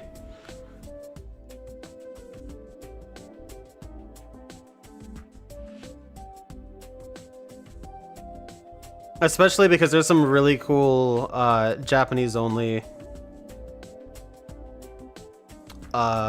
Switch games out there.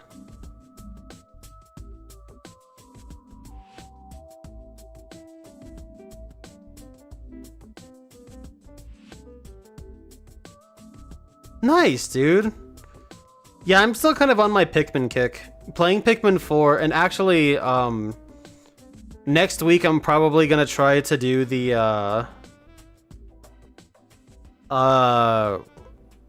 what is that called? The Cave of Ordeals or what have you? In Pikmin 4. It's like the final challenge of the game. I want to try and platinum that on stream.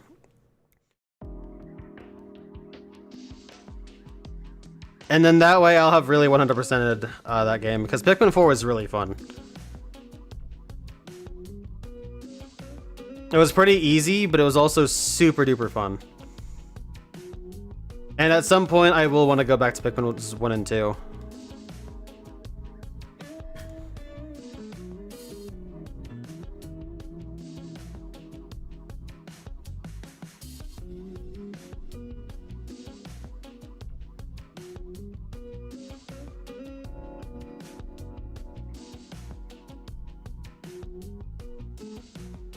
They also finally gave my sweet babies the white Pikmin the onion they so desperately needed.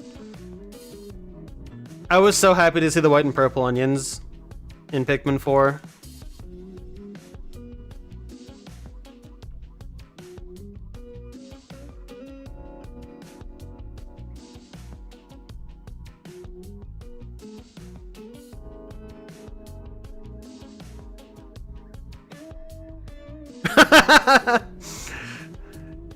No, unfortunately Pikmin don't have any shiny variants, at least not yet.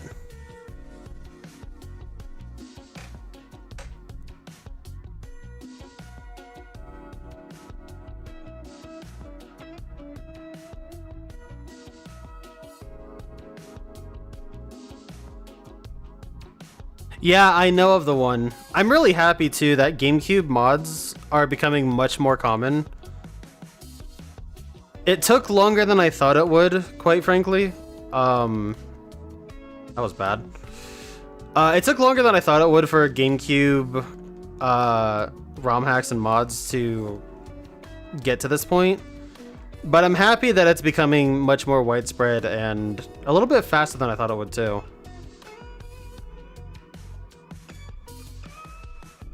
Sunshine's already got multiple mods out and in development. Pikmin has a, as far as I understand it, Pikmin 1 and 2 have a, they have a tool similar to, what was that old Mario 64 one? Toadstools or something like that, right? They've got something like that for Pikmin, as far as I understand it, which is really sick. You know, I've done things like the quote-unquote randomized Pokemon Coliseum way back in the day. Although that one seems a little bit easier to do on the surface. XD, speaking of, has a couple different mods.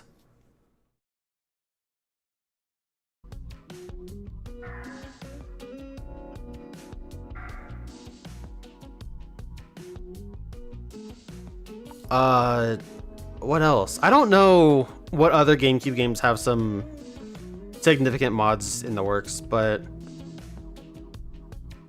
I guess technically Sonic Adventure 1 and 2 probably do by proxy.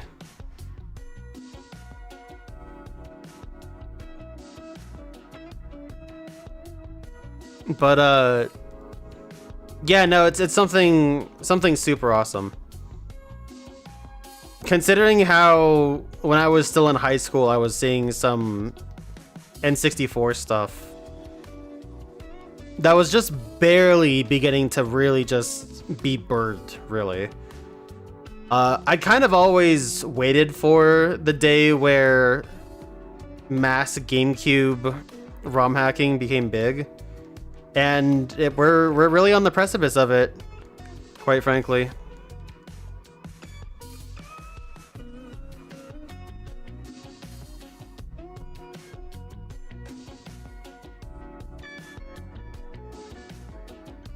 Yeah, the Animal Crossing Deluxe mod. That is super cool. I was just in here. Oh, well.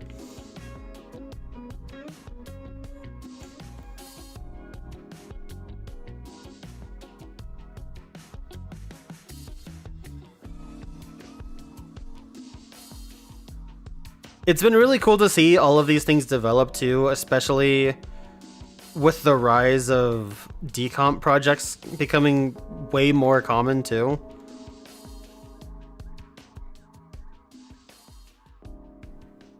I mean, decomp stuff kind of started as like a Mario 64 thing, and then after that domino kind of started falling, Ocarina of Time got one, and then as that one was falling, Majora got one. Now Animal Crossing has one, and a few other N64 games that I really can't remember. I swear I saw somebody say they were starting something mimetic like a Superman decomp. I don't remember. But I know that plenty of other N64 games do have like decomps in the works for them.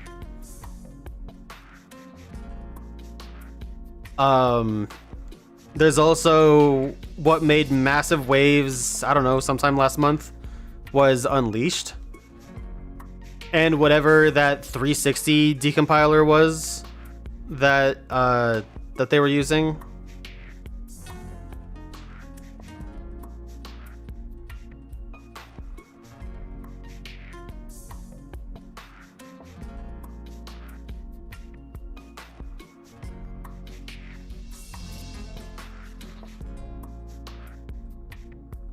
Oh, it was a recompiler. Right, okay.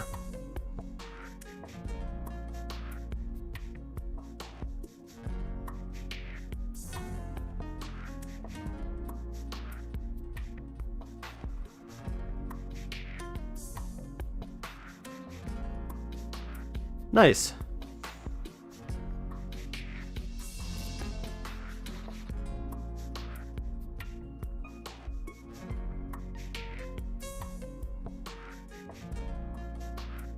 I would like to see that too Sunday. Especially with how good some people like Kirko mods make some insane, I mean just absolutely bonkers banjo mods.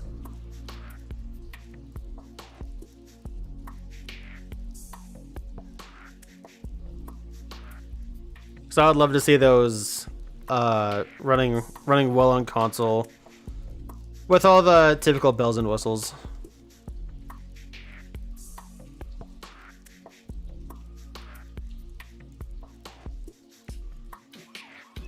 In the same vein too, I didn't really talk about it because I was hoping I'd get to stream it at some point, and I still want to.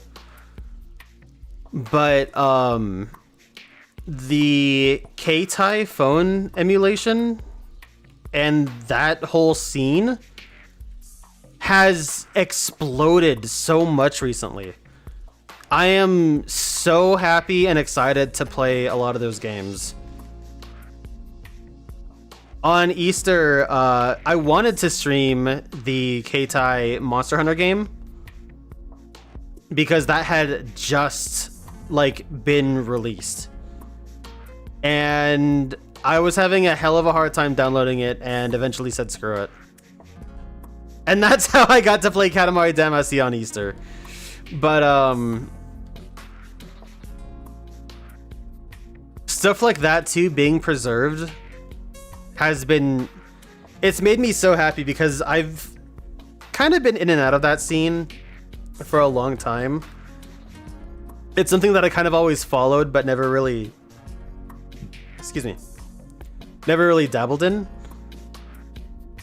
And for so many of those games to come to light, and almost on a weekly basis, if you guys follow some of the pages that report on some of that, so many games have come out and in such a short time. Whereas even just a few years ago, I mean like just even 3 years ago, There was nothing. And now we have amazing games preserved and sort of able to play through a ton of workarounds. Let's just say getting those things to work isn't as simple as Visual Boy Advance, you know what I'm saying? Well, I mean, we have Monster Hunter, we have Mega Man in various capacities, some Sonic, some Resident Evil, I'm pretty sure.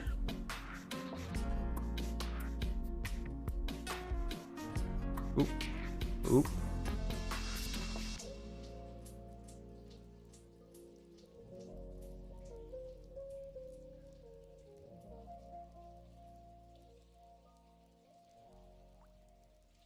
Yeah, and I think for the most part, Peachy, that's a pretty good trade.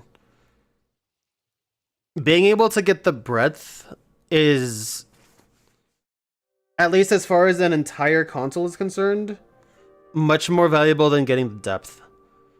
You can leave it to various communities to get the depth if they really want to.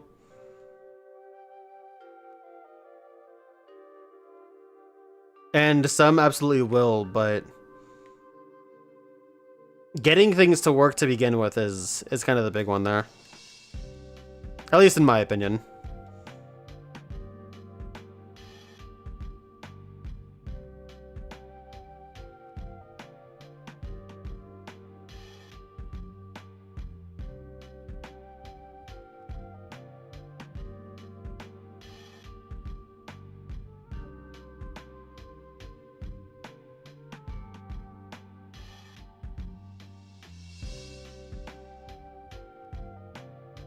Speaking of, I might have another Scramble stream at some point.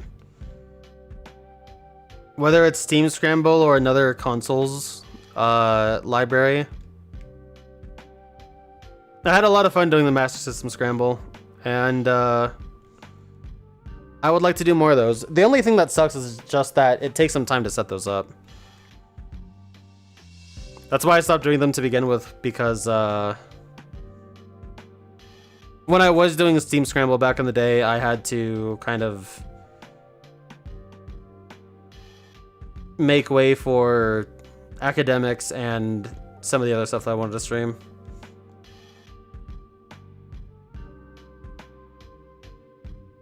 But who knows, if things go well coming up soon, then I may not have to make such difficult decisions going forward.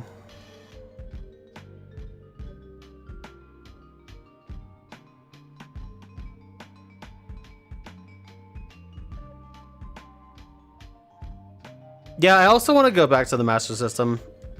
When I did the Master System Scramble a few weeks ago, I feel like we didn't really see that much. We saw some good stuff, we saw some of the bad, but we also got a lot of duplicate letters, and like there's some really good games on the Master System that I know we didn't get to play. Or look at even.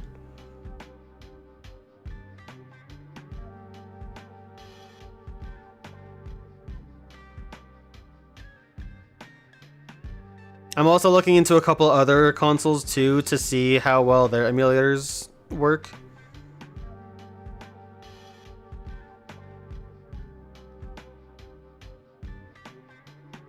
Because there's some really cool stuff I'd like to play on, let's say, a Neo Geo console or something like that, you know?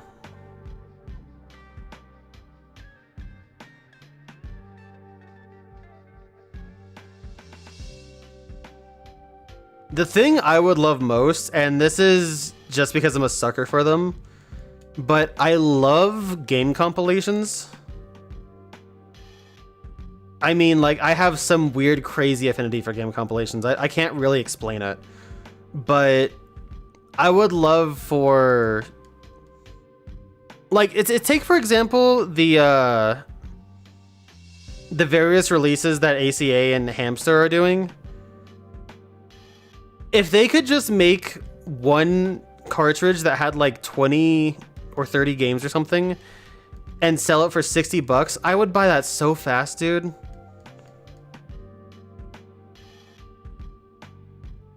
Oh my god, I would buy that so fast. Because those games just don't... Even when they go on sale, they're still kind of expensive. Like, I think recently I saw a few of them go down to half off. And... like, that's doable, you know? That is absolutely doable. Hey, look, Arceus. But, like, man... most of those games stay at $8. $8 or more.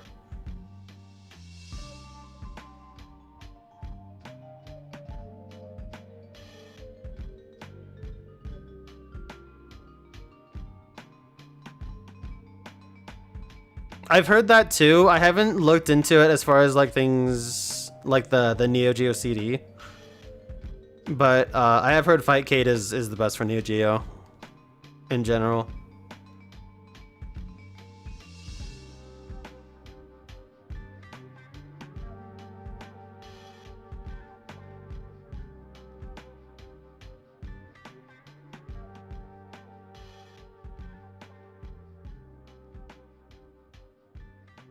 But yeah, seriously, no, I yearn for some compilation of all the stuff, all the ACA releases. Not even all of them. It doesn't have to be all of them. But give me one collection that has like 15. Just put it on a Switch cart, and I will buy that instantly. You know? Even 10. I'll take 10.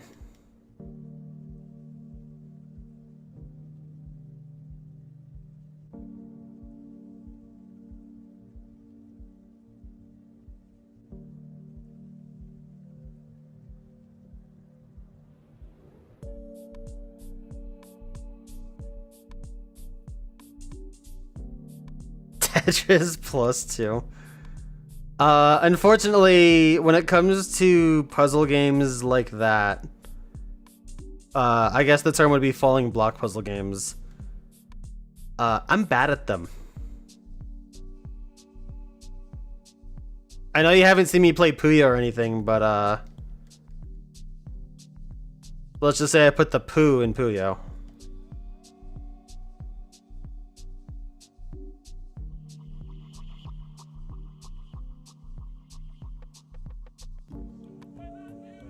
Yeah, exactly, Peachy. That's kind of what I'm looking for.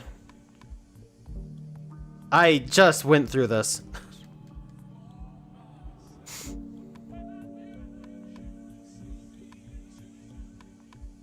Yeah, no, there was one actually. I wrote it down. Let me see if I can find it in my phone's tabs. Because when I'm at work and I'm doing like prep work, I often will watch things like GameStack and stuff like that. There was one that I saw. Oh, it was Polestar. Yeah. Yeah, I saw the gameplay for Polestar for a little bit, and it just looked so good. And I mean, like, of course it did. It was a Neo Geo game. How did it not look good, right? But that, among many other games, I would just love to just sink my teeth into for a little bit, you know?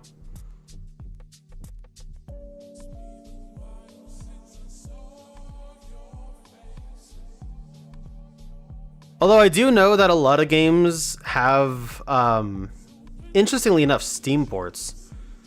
Or maybe less Steam ports and more ports from back in the PS360 era, when kind of everything was coming to XBLA and things like that.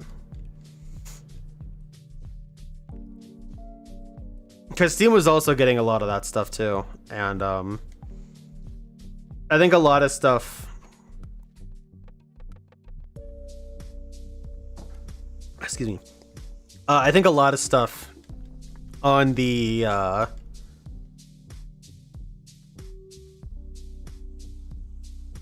on Steam has come from that that bit of an era.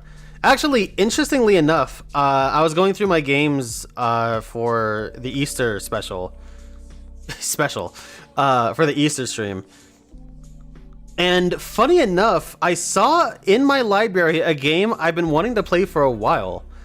I don't know how good it is, especially compared to the Switch version of it, but Twinkle Star Sprites is a game that Lost Signal showed me when he was still in Colorado, and I've been kind of looking to get that game since I played, like, I don't know, 15 minutes of it at his place.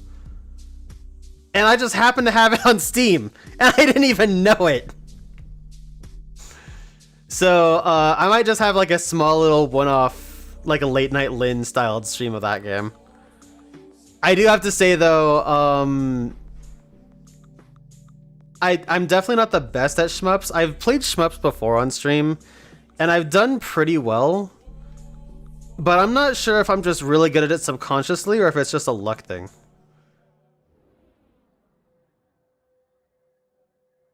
Hey, Latias, that's cool.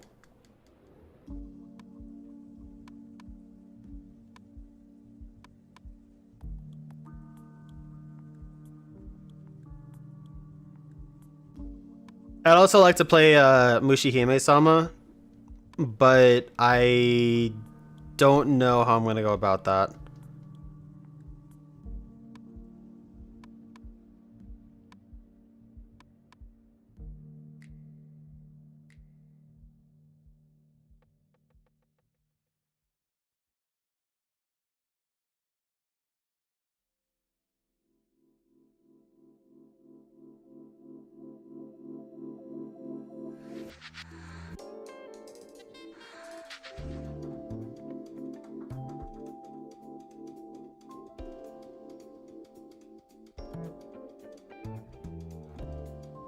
I don't know that much, Pichu.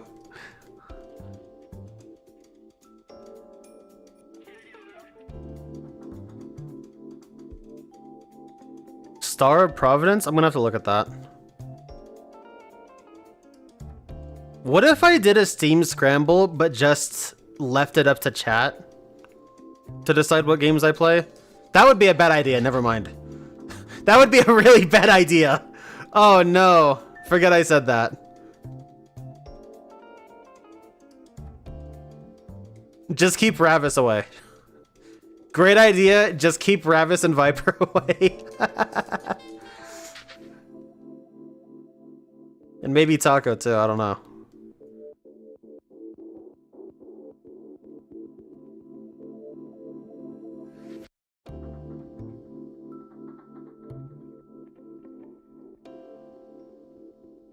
I would love to play DMC5 at some point, honestly. I at least want to play DMC4 again to kind of re-warm myself up with that style of game. Cause it's been a really long time, I'm not gonna lie. But DMC4 was the one I put the most time into, so hopping back into that would ideally not take too long if I use that as kind of like a buffer or like the insertion point.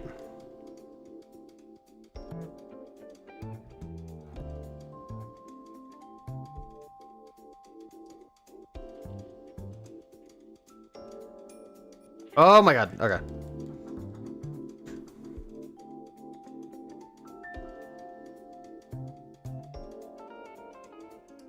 But no, I mean, the whole idea from the creation of Steam Scramble is to just play a bunch of games for like 10 minutes or something. Anything more than that, like if there was a game that, you know, took a lot of time to get into or was heavily story based or had a long runtime, that would go, like if I downloaded it and gave it a try on Steam Scramble, I would go into that not knowing it. But going into something a little more prolific like a Devil May Cry or I don't know,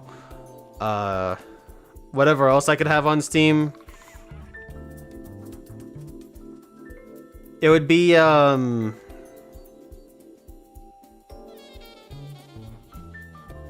not in the spirit of it, I guess.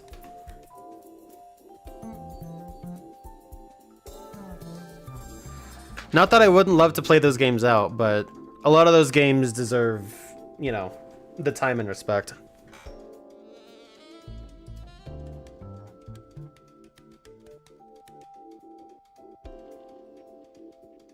That being said, every time Kingdom Hearts 2 goes on sale, I look at it, and I'm like, gee, am I really about to buy this game for what seems like the 20th time? Because I would love to do KH2 Rando, I'm not gonna lie. I would love to do KH2 Rando one of these days. But, it's gonna have to go on a pretty serious discount, you know?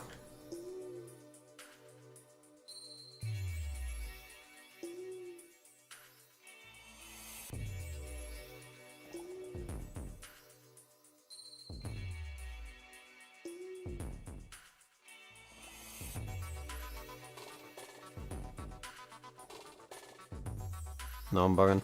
Oops.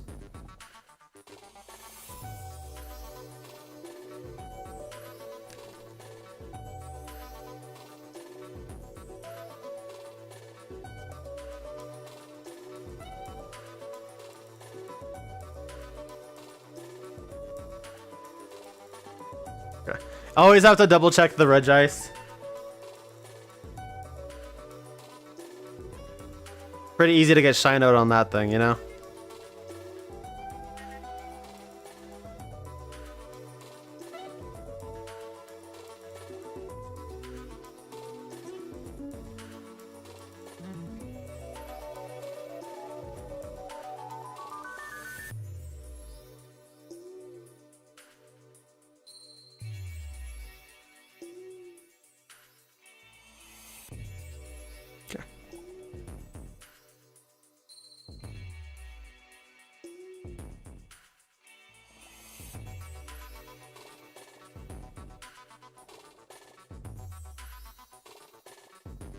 Man, I really like Snowpoint Lounge's stuff. It is so atmospheric and so... It's such a vibe, you know what I'm saying? It's so nice to just... listen to this stuff.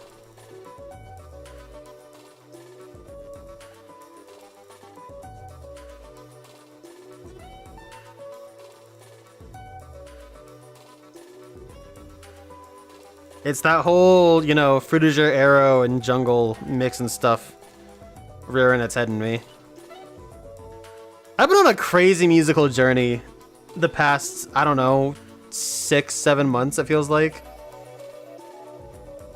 Like, I've reconnected with my new metal roots, but at the same time, I've just gone heavy into the Fruitiger Arrow, jungle,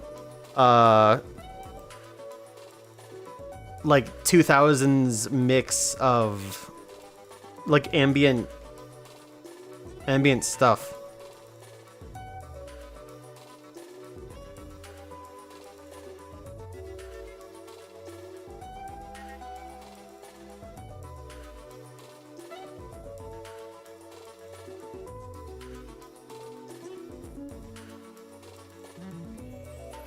Really just, you know, two opposite sides of the spectrum kind of thing going on.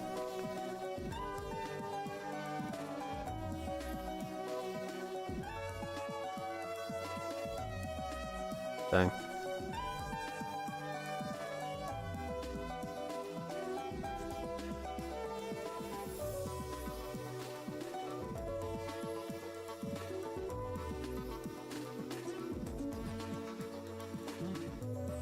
Something I wanted to bring back too for Hyper Beams, if I can start reliably hosting them, is just like music-oriented ones. There was a short time there where I was, you know, inviting people to post and play some of whatever they were listening to at the time. And I was doing that too, and then that just kind of fell to the wayside, you know?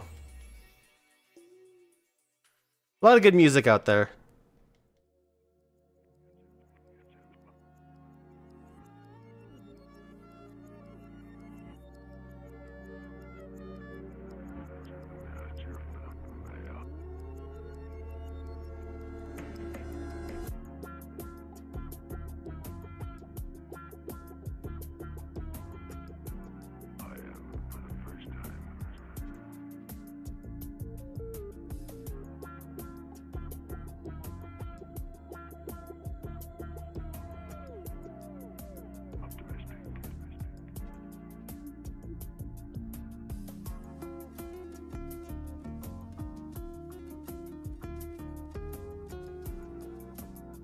Yeah, looking at this Dialga that I caught earlier, just as Matt was hosting, I might end up keeping that. Overall, pretty terrible IVs, but then suddenly perfect special attack. Kind of exactly what I'm looking for.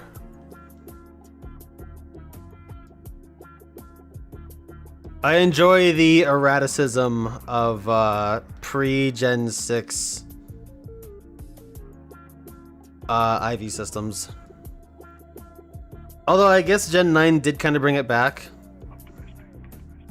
But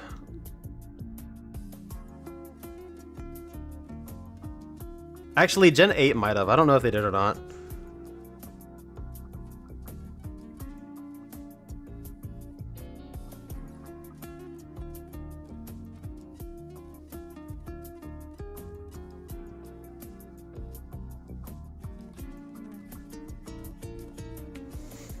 But yeah, wacky IV spreads are fun, ultimately.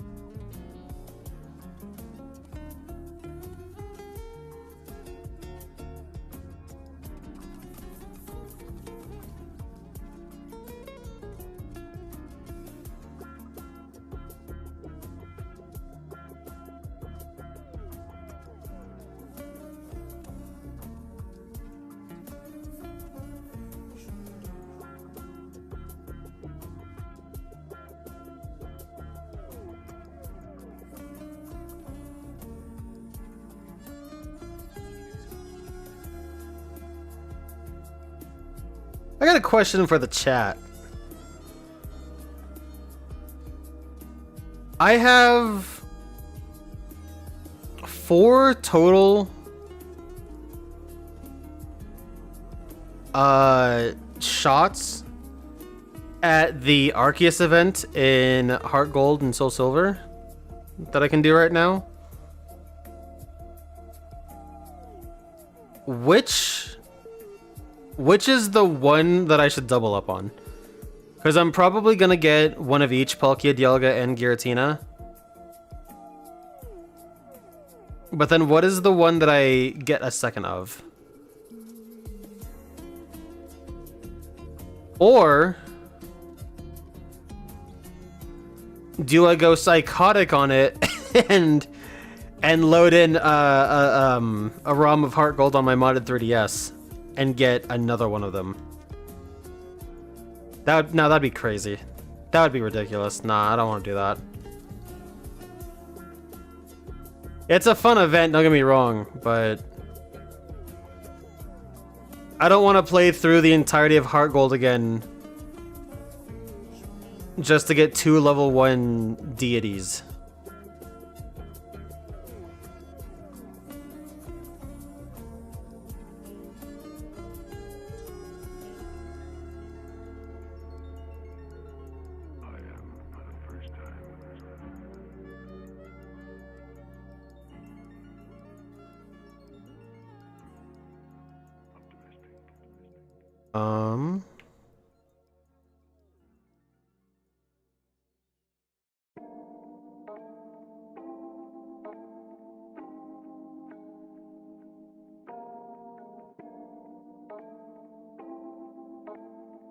Something I do need to do at some point is, by the way, actually, before I continue with that thought, I want to point out that in this game, Spinda's, the program that they use for Spinda's randomization, as far as the spots go, works perfectly fine in this side game that even had them cut. But somehow they can't get it working for Pokemon Go or BDSP or any of the other games? What's up with that?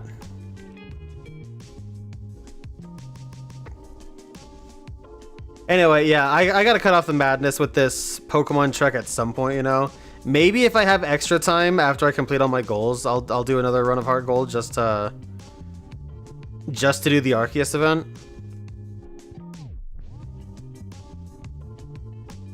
Because the Arceus event actually works with both an event Arceus and a Hall of Origin Arceus. You can do it twice per save file, and I didn't know that.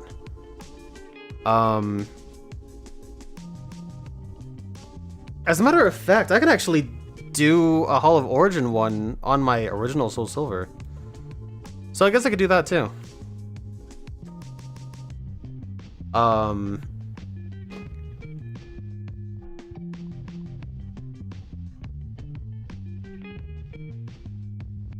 But yeah, I've still got so much on my plate. Like, all I gotta do is get to Gen 6. All I have to do is get to Gen 5 even, and I'm home free. But Gens 1 through 4 just have a ton going on for them, dude. There's plenty of in-game trades to do, there's plenty of connected games. Something I would really like to do, but is not feasible with the tools that I have on hand, would be to get some stuff from Stadium.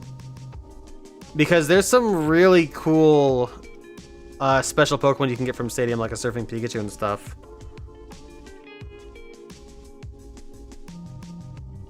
But unless you have the ability to dump a save file from a cartridge or something, that just ain't really happening. Same thing with Coliseum, or with Stadium too, actually.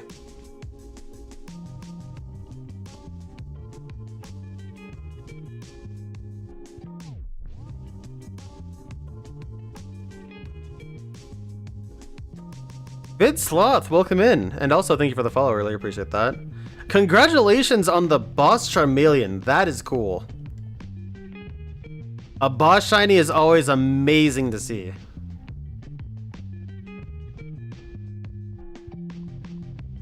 I have been doing Rumble Weekend for many years at this point, and I have not seen a boss shiny myself.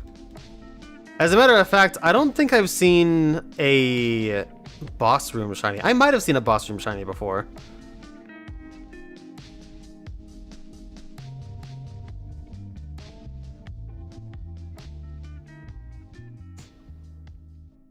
So big ups, congrats to you. What was your first one?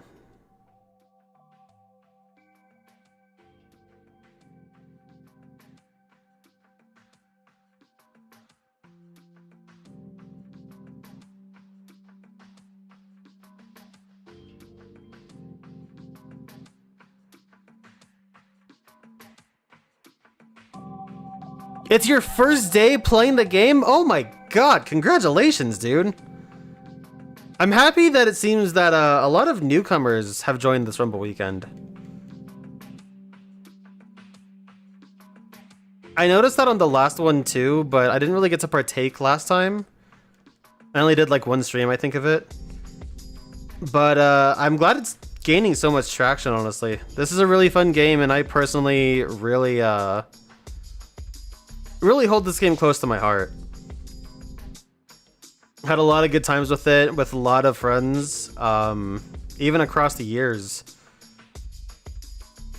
And even without really calling it shiny hunting, which I guess it kind of was, this was the first game that I really kind of shiny hunted in. I wrote a little blurb about it in the YouTube description of the stream, but yeah, there was a point where I was just constantly running through maps, primarily this one and Bright Beach, because they're my two favorite maps, I guess. And I was just looking for shinies. Granted, it wasn't nearly as efficient as I'm doing it right now, not just because of the lack of speed Deoxys, but also because I didn't have a speedy Aerodactyl, and I was killing stuff along the way and trying to get lots of Poke and stuff like that. So it was really an optimized shiny hunting, but I was still shiny hunting.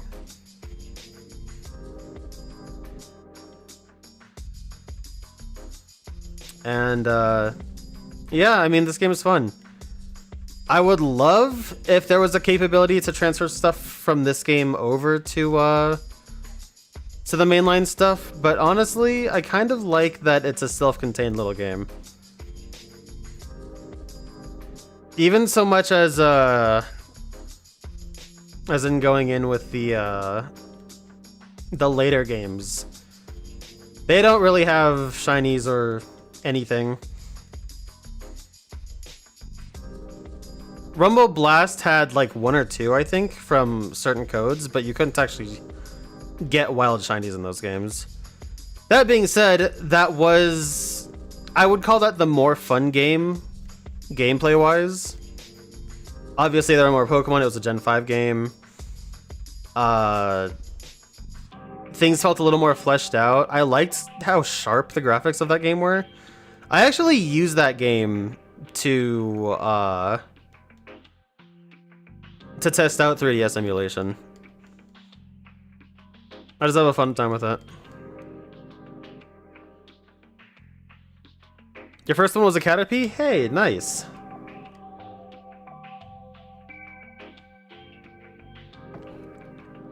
I'm a big fan of Shiny Caterpie. Big bug boy over here. Bugs are my #1 type. I actually, I think at some point I'm gonna try to get every shiny bug type, which with the advent of Scarlet and Violet has not been that difficult.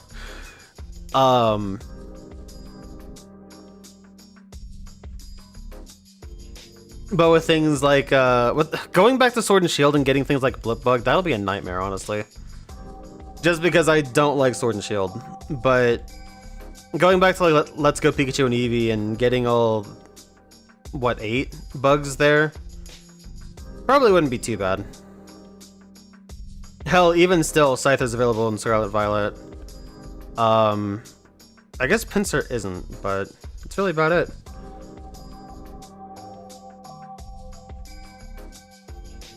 Or I could do it in Gen 2. Gen 2 might be cooler, actually.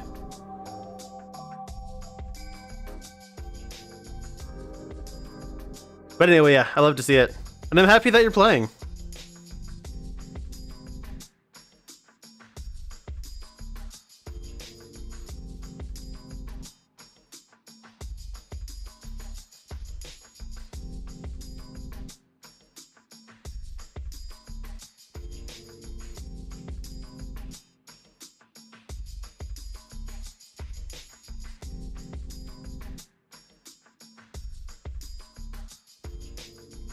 All of those Hoppips just completely shinoed me on the Skiploom. Played a demo as a kid, so it's cool to finally play the game. I feel you. I remember when this game was on the lead up. One of my friends, Mallow, he hasn't come by in a while, but I always refer to him as Mallow anyway. He was hyping this game up for me big time. And at the time, I was just kind of brushing it off. I'm like, dude, what are you talking about? This game, it looks like mediocre at best, you know? Didn't really care that much about it. Just figured, oh, that'll be a fun spin-off at best. And for just like weeks, I did not care about it at all. And then I played the demo of it, and I was like, dude, this game rocks. And I played the demo so much. Oh my god, I played the demo so much. And then, coincidentally, because it came out kind of like November-ish, so it was around the holiday season.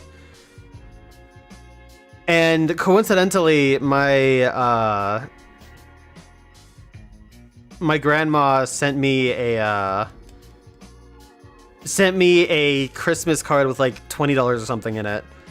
And I was living right next to a Blockbuster. They shut down, like, I think a year after that.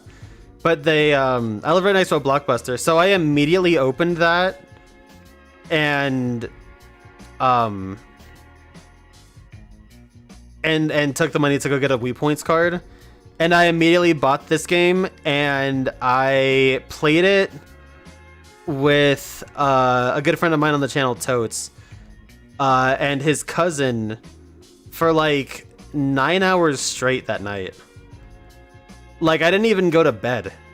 I was so psyched on this game that I didn't even go to bed, and I pulled an all-nighter playing this game. I have a lot of good times with this game. It's really good. I hate to see that it went the way it did as far as the series went with the smartphone game that was quite frankly terrible.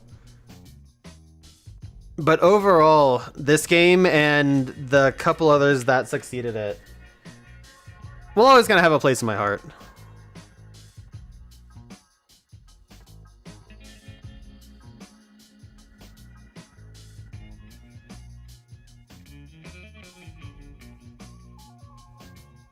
And I mean, heck, you know, even in the demo, if somebody still has the demo on their Wii, you can still shiny hunt in that, which is ridiculous to think about, but it is true.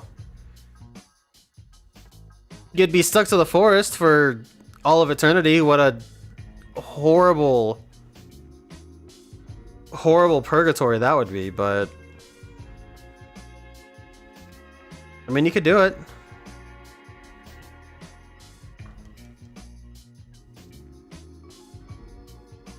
That being said, you could also just, you know, mod a Wii and play the whole game a lot easier, probably.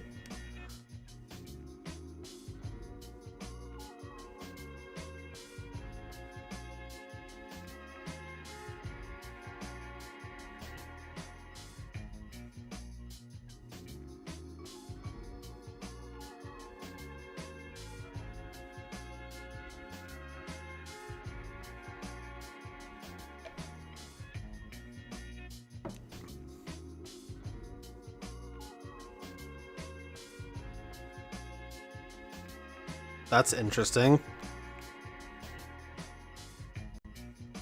What is going on here? Hello? The mood bar, or whatever the hell it's called, on my PS4 controller just like shut off, but I was still able to do inputs. That was weird.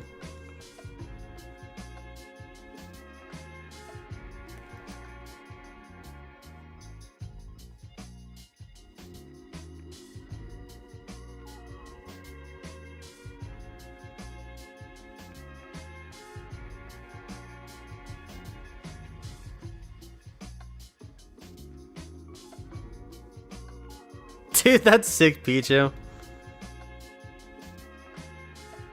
That is hella cool. It reminds me of my first shiny, actually. My first shiny was a Rhyhorn in the Fire Red Safari Zone.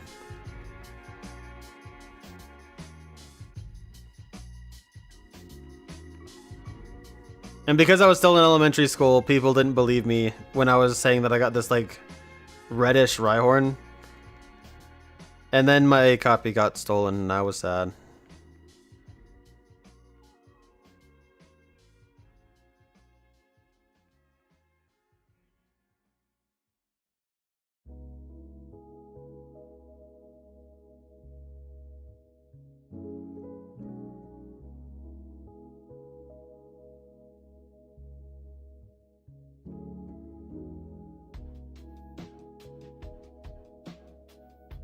Funny enough, the game I got the most shinies in, aside from Scarlet and Violet, I guess, and Pokemon Legends Arceus, has been Heart Gold and Soul Silver.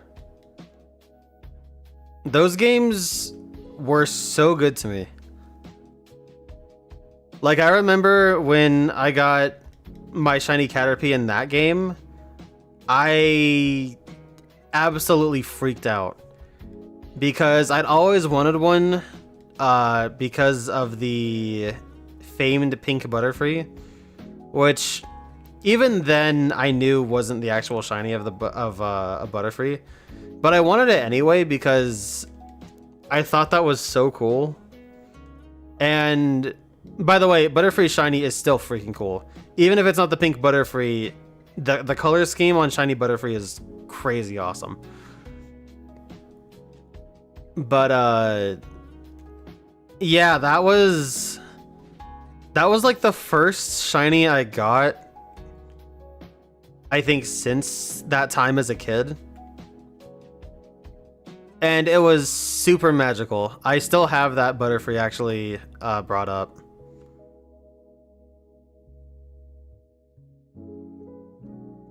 Should be properly EV'd and everything, but it is a it's a bashful nature, and it was I didn't edit it after making it in Gen 4. So it hasn't exactly gotten things like Quiver Dance or anything. But man, is it cool.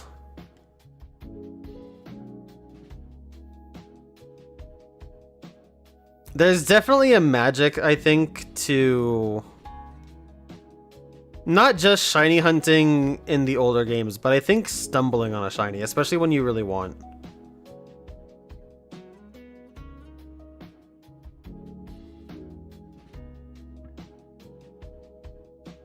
Like, it's definitely part of the journey, you know?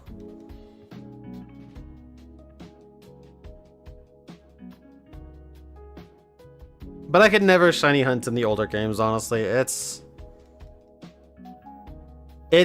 just too tough, you know? The time commitment and the sheer odds of it all.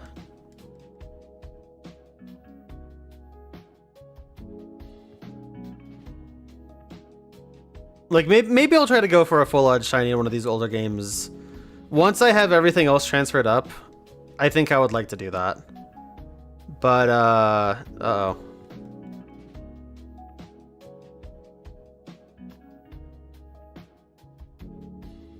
Dude.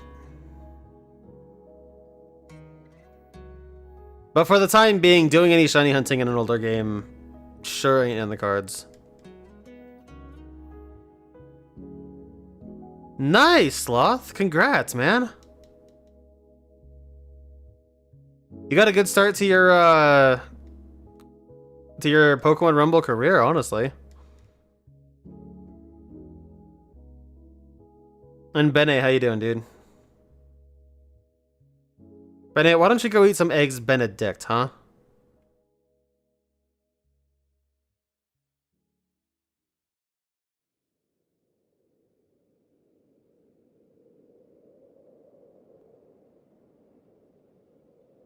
Why have there been so many eat egg redemptions this stream?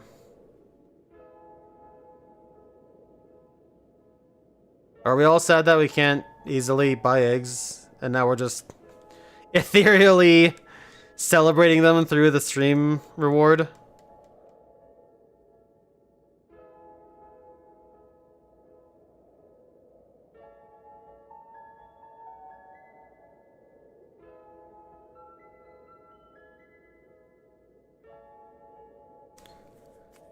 The channel point conversion rate is weak. I mean, considering how few people redeem any rewards, that would make sense. That being said, I don't have that many rewards to redeem anyway, so. I thought about trying to get some goofy, smaller little ones, but you know, what can I say? I enjoy the raw dogging it of the streams, as it were.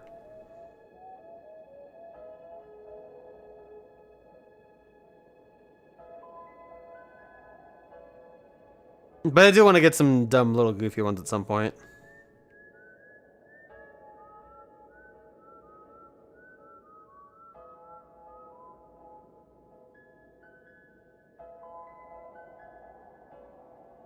I feel that, dude.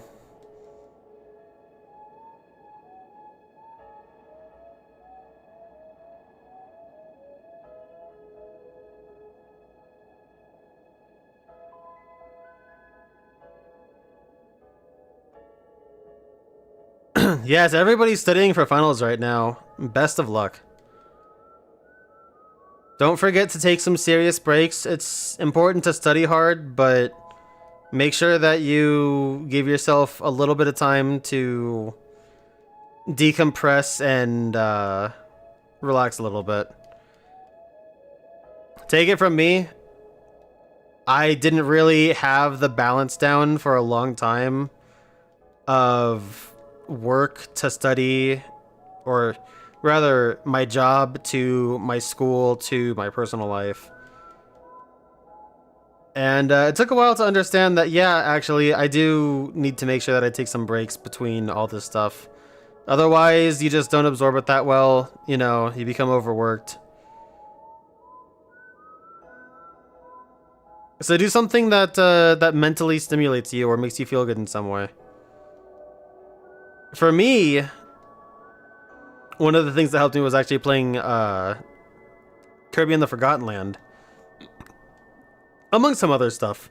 That and PLA were big proponents of helping me kind of get through some of the blocks I was having. But you know, if you feel yourself coming to a block, make sure you just take a short break. Get up, stretch, get some food, hydrate. Maybe, you know, play some Melee. You know, play a good fighting game like Melee or you know, Street Fighter, Soul Calibur. I'd rather do Soul Calibur, quite frankly. Play Sonic the Fighters, even. You know what? Go get the Sonic the Fighters community on the phone and just say like, hey, I need like 20 minutes.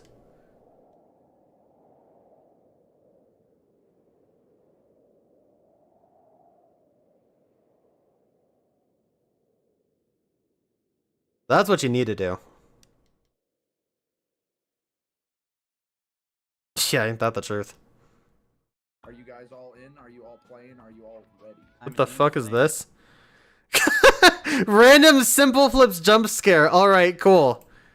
We go from Snowpoint Lounge to Simple Flips. I love that. All right.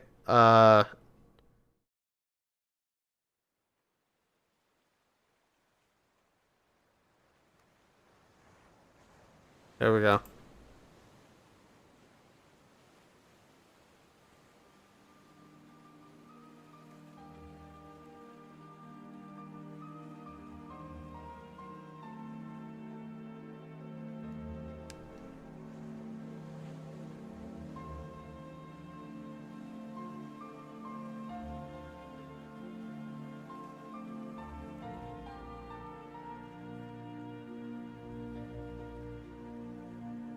No, all I'm saying is to, you know, really just do something that you can enjoy for a bit.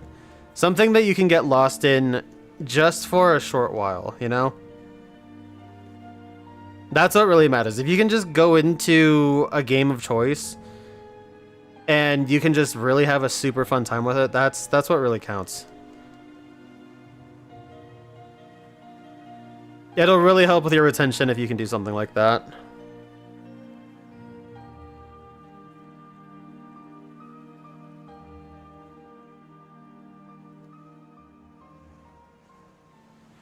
There was a good point in time where I was just trying to go back and forth and try and do just like work, school, work, school. It doesn't work, you know?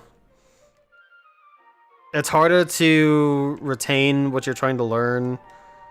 It's harder on yourself to just constantly be doing some kind of actual work, whether that's physical or mental.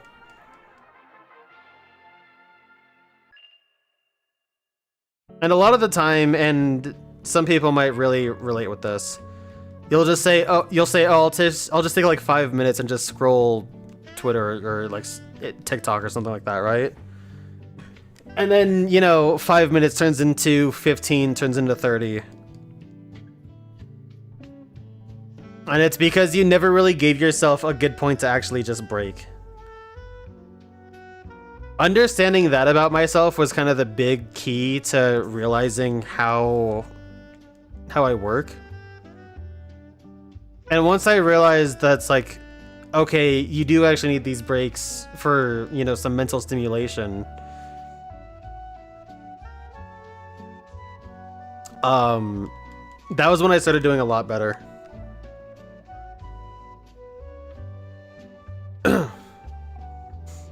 And like some people will tell you that, yeah, you should be taking breaks. every now and then from doing stuff. But they don't really tell you how you're supposed to take breaks other than to just like fuck off for 10 or 15 minutes, you know? And sure, it depends person by person. Like, I definitely can't deny that, but what they really need to tell you is you need to go and have fun in however method you can for 30, 45 minutes, maybe even an hour.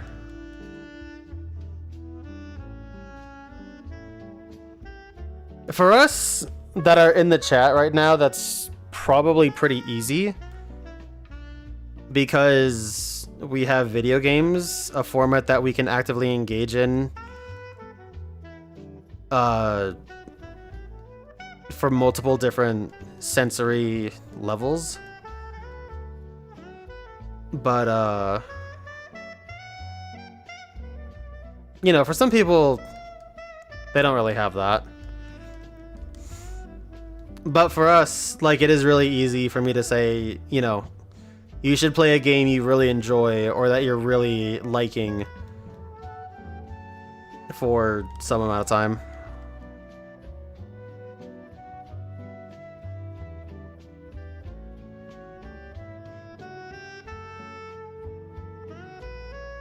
And it should be something where you're not trying to, like, grind something out, you know?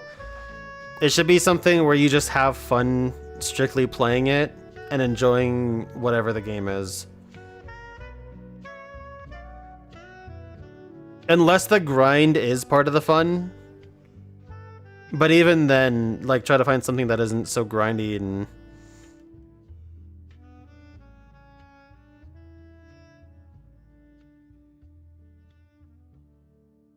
I don't know.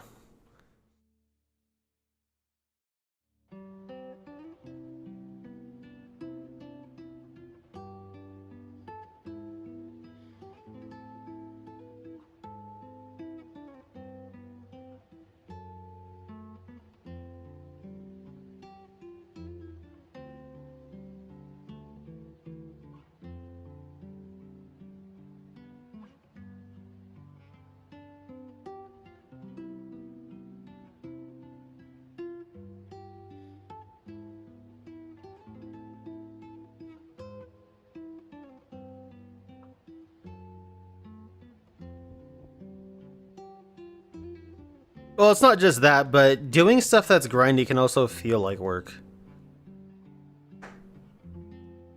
I mean, there are definitely points... That sucks. Okay. There are definitely points in this grand Pokemon journey that I've been doing where it just feels like I'm doing just work. Just kind of mindless work. And that makes it not fun, but... Ooh, excuse me.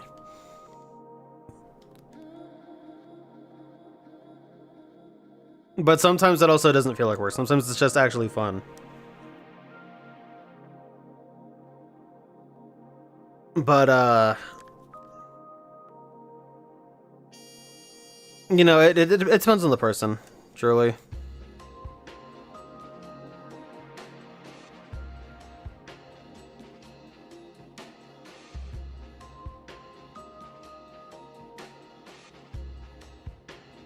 Most I can ever do is always just offer advice from my own perspective and, you know, hope that it helps someone else out.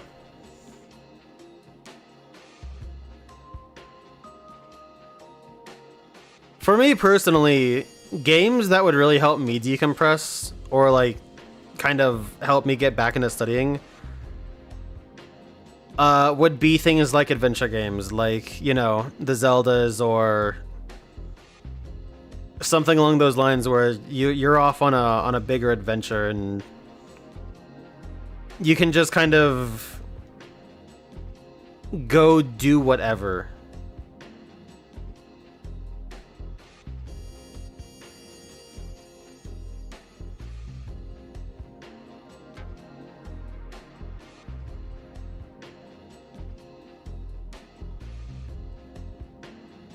Would love to get back to Tears of the Kingdom at some point, actually, speaking of.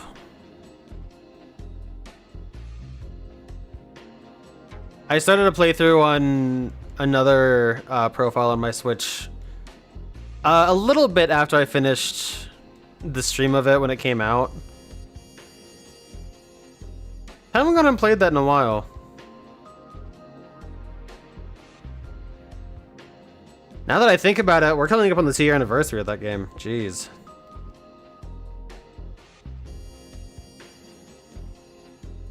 I will probably, for the novelty of it, try to 100% that game when it comes to, or rather when the Switch 2 comes out and it gets that little bonus update.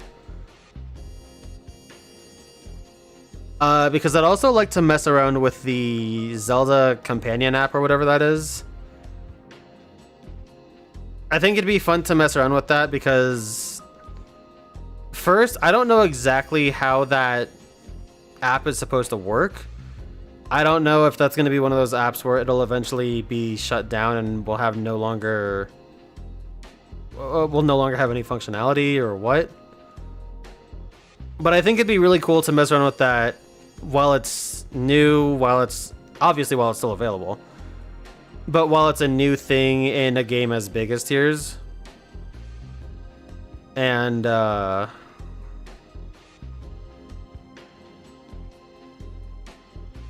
maybe try and see if I can smuggle in some Breath of the Wild items into Tears or something like that. That could be cool.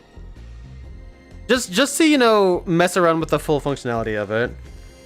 Doing this whole thing, I mean, I've always kind of had an affinity for gimmicky stuff and some niche functionality between devices and stuff like that.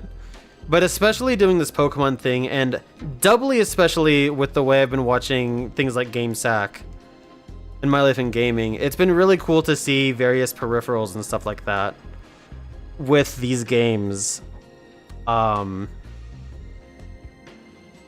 so anytime there's a peripheral that I would like to see, I'd also like to try it out for myself.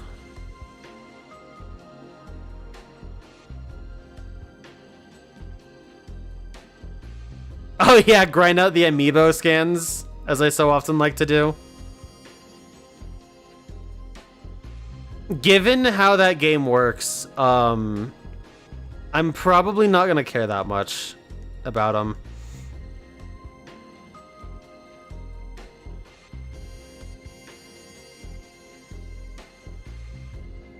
Like, with the benefit of already knowing what's in that game,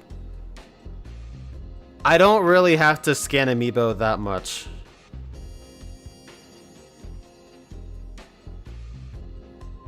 That's just the long and short of it, really, which is pretty good. I would love to get an NFC tag, too, at some point, actually, and just have an amiibo library ready to scan. Because as cool as it is to have the figures and scan those things, you know, $30 is $30.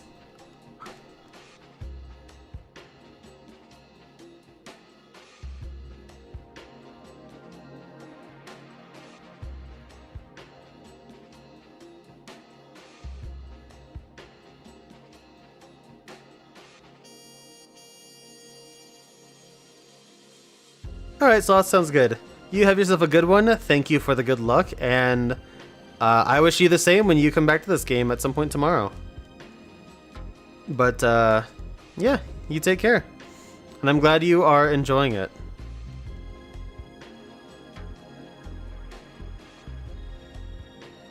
Witch Nico, welcome in. How you doing? Are you also participating in the festivities, as it were?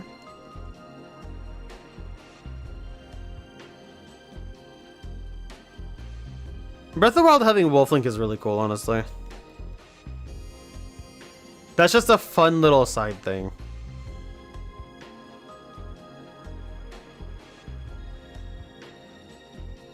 It's kind of unfortunate that it's a mechanic that you can't experience without the amiibo.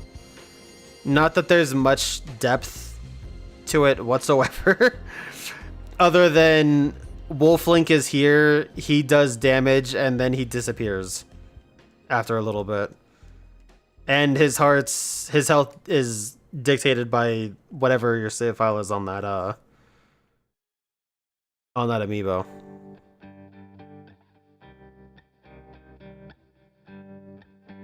Like it's fun, it's neat, but it also offers like next to nothing gameplay wise, so it's not a huge loss if you don't really experience fighting by Wolflink's side.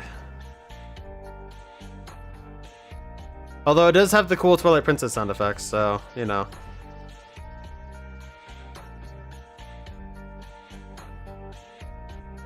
Just looking while you complete some grinding for other games. Good stuff, man.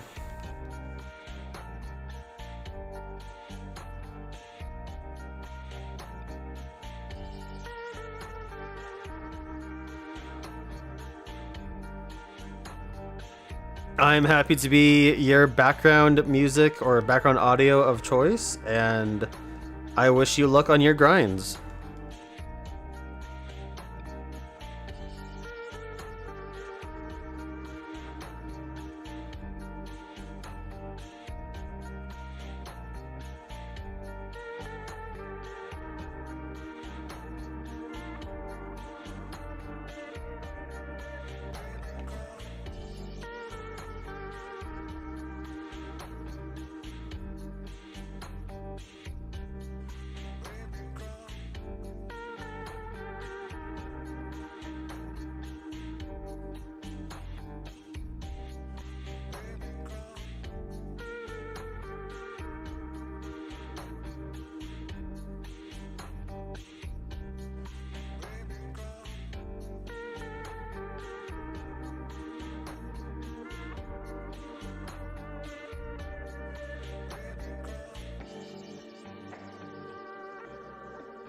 I mean, in Tears of the Kingdom, that kind of got repurposed into the spirits.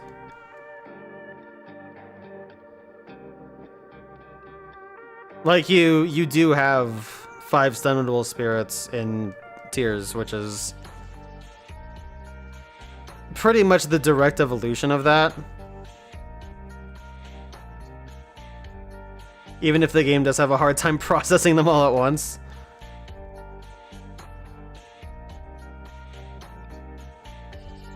And they are better. Not only do they have their abilities still that you can use, but they can also fight probably a little bit better than Wolflink can. I don't know, like, side-by-side comparisons, but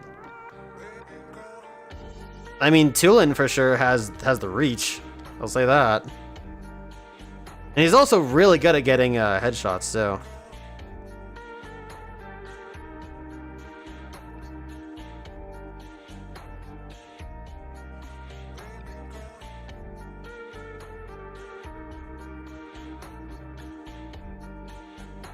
What do I think Ditto tastes like? You ever get those like little barrels of the sludge? And it calls them something goofy like toxic waste or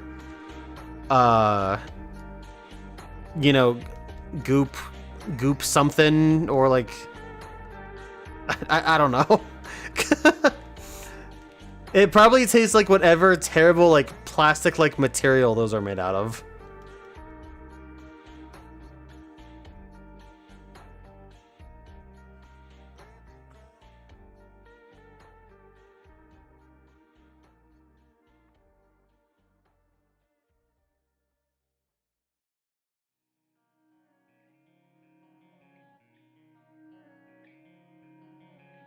Okay, that's not. There was one time there was a texture, a glitch texture, and every time I see a shiny or every time I see sparkles, I always have to go back and check just to make sure it's not some weird glitch texture shiny.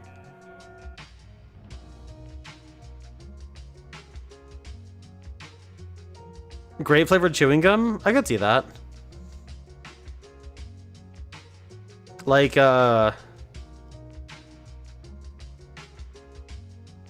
think of like a Big League Chew kind of thing, except instead of the shreds that Big League Chew is, it's just like a gigantic mass.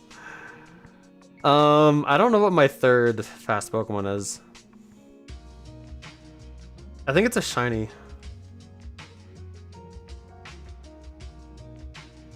But yeah, I could maybe see something like that. It doesn't matter, I'm almost at the end. Oh geez. Oh god.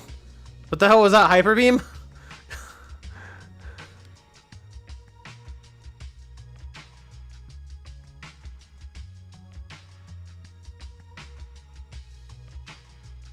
Okay, we're good.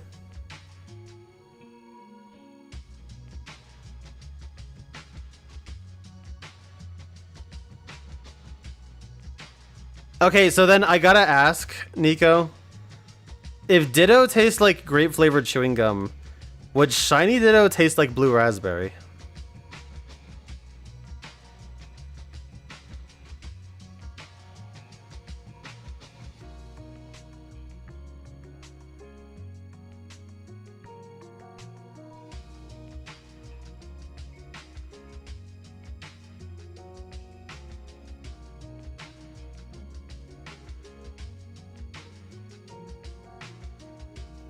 Like ramune? I could see that. Like the base flavor or original flavor ramune, whatever they call it.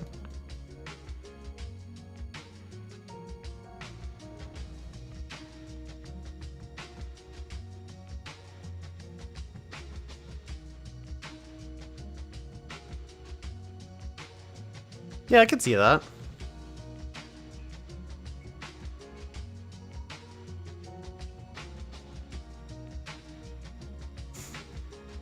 There is actually an artist I follow. I cannot remember their handle at this very moment.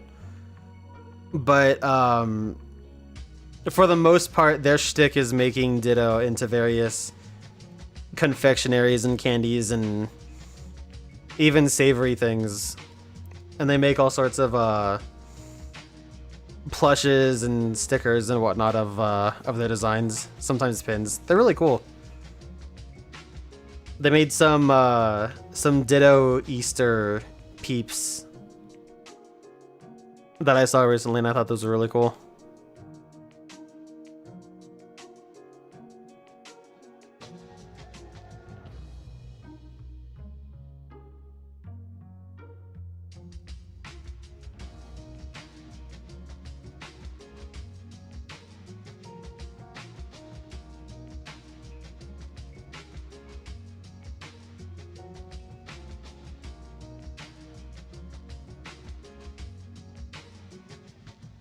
Nope.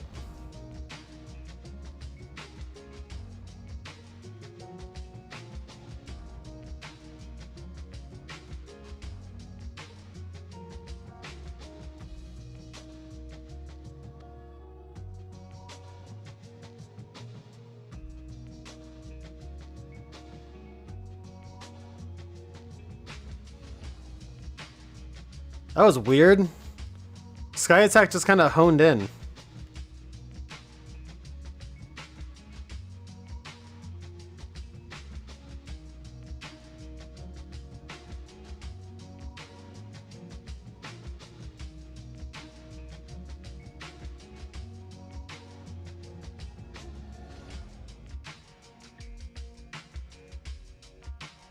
Okay.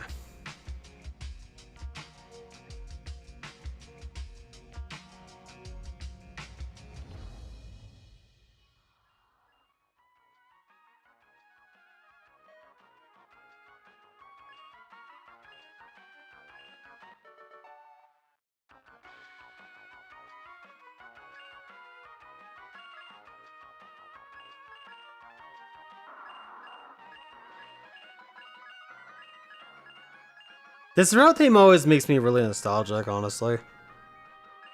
I don't know what it is.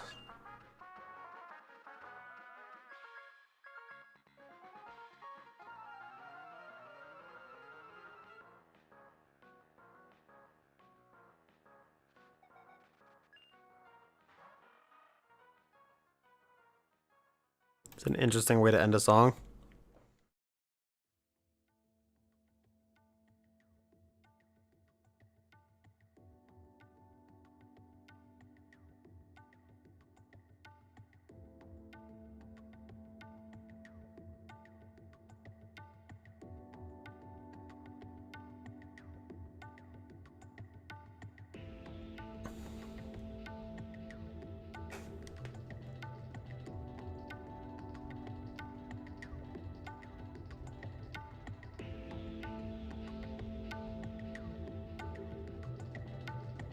Yeah, I think tomorrow I will end up setting up the Wii U, and we'll play we'll play some unmodded Pokemon Rumble and just see if we can get any cool shinies that way.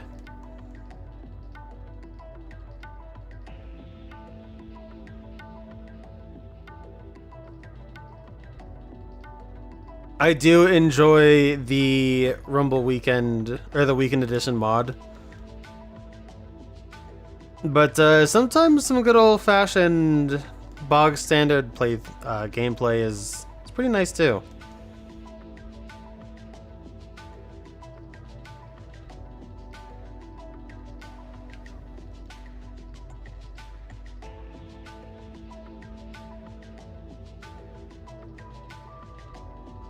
That being said, this game also does look really nice on emulator.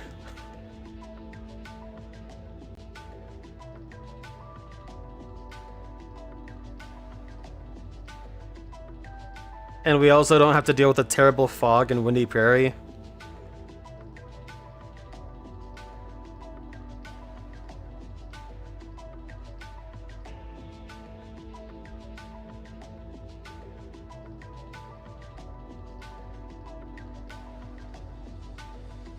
Wow, Jirachi.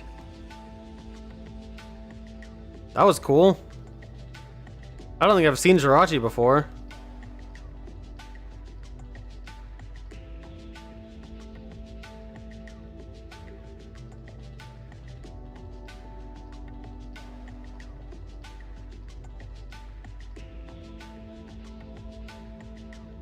You may find that common sense isn't so common these days, honestly. But that being said, it is kind of easy for some people to just forget stuff along the way, you know?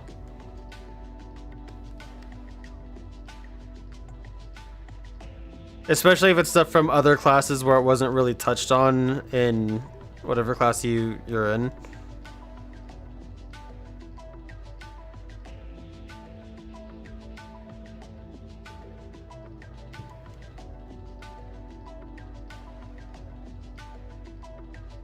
Am I gonna keep that? Yeah, why not? Sure.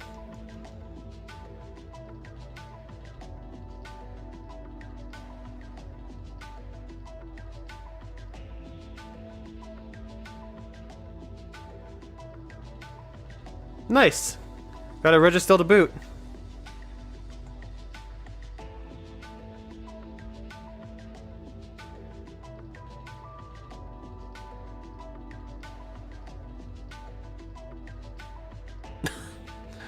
That's a good emote Dallas has, actually. I don't think I've ever seen his emotes.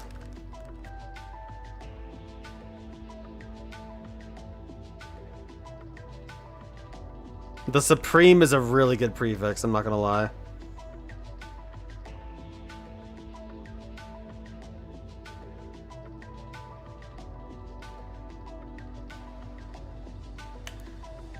Speaking of good prefixes, I wonder if Toast has been streaming recently. He still streams quite a bit, but not exactly on Twitch enough to see if he is.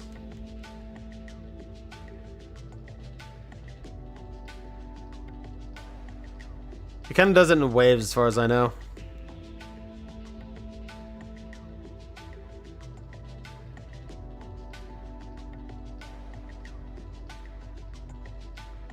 The Supreme Clown.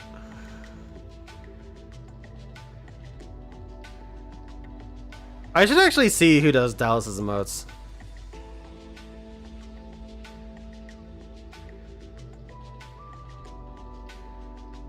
I have been looking for a someone who is willing to be a channel artist for me for a while.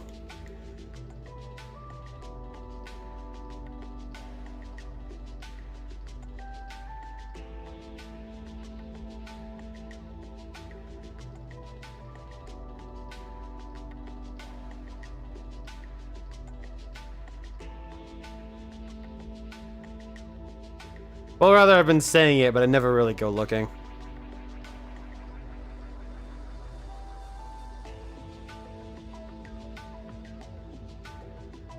And the one time I did,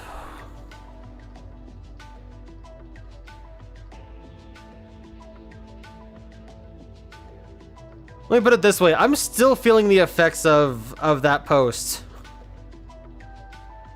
Even over a year out.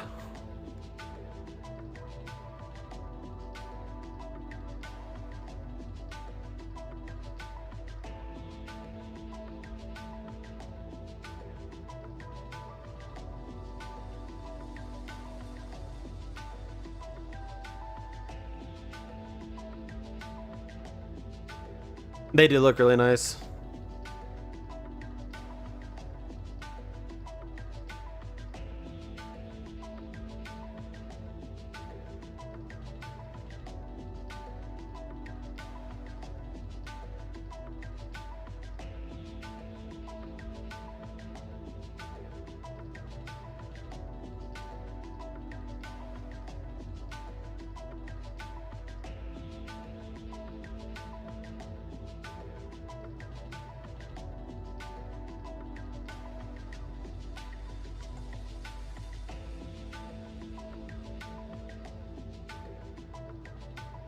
I think after this lap, I'm probably gonna take a few minutes just to get up and stretch and all that stuff. Not gonna end yet. Night is still fairly young, you know. It's Saturday night. I've got no date. 2-liter bottle of Shasta and my All Rush mixtape.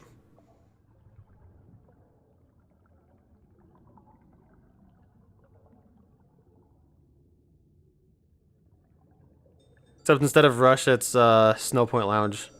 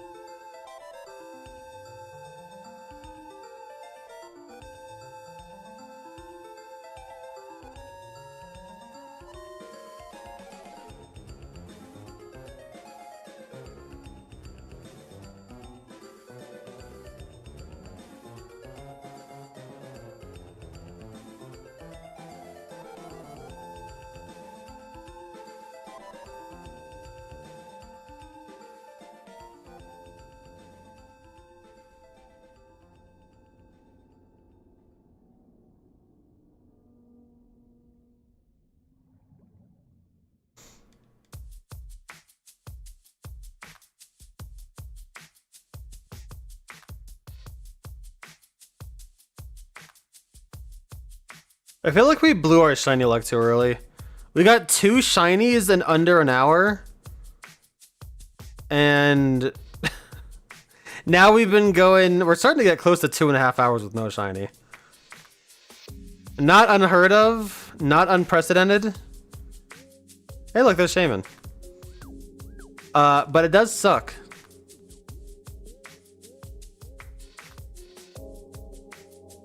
Like, we got our last shiny literally just a couple minutes before Matt raided. And unfortunately, we haven't had anything pop off since then.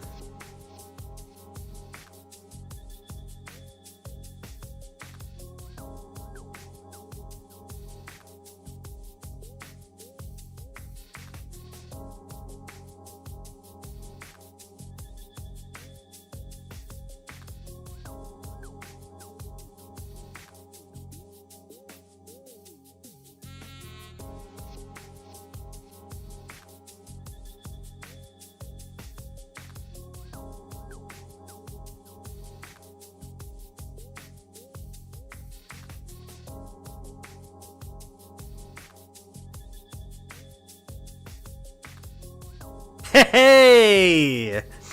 I know who that is. Avery, how you doing? Welcome in. That is definitely your first chat message. Welcome in, and congrats on the Celio. Impressive that you're counting the runs too. Admittedly, I don't do that. I'll look at the time passing by, but I definitely do not count the runs.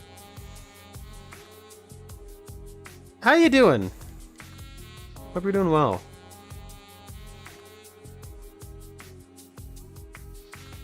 For the people in the chat that may not know, you might not recognize the username AveryBlock5, but you might recognize the most heralded of panpors to ever exist, Slurbin.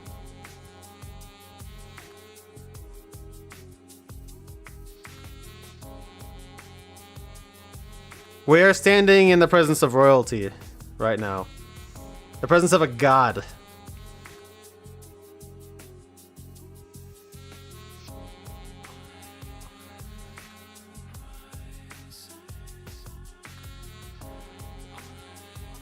Damn, dude, this fucking music hits. Oh my god.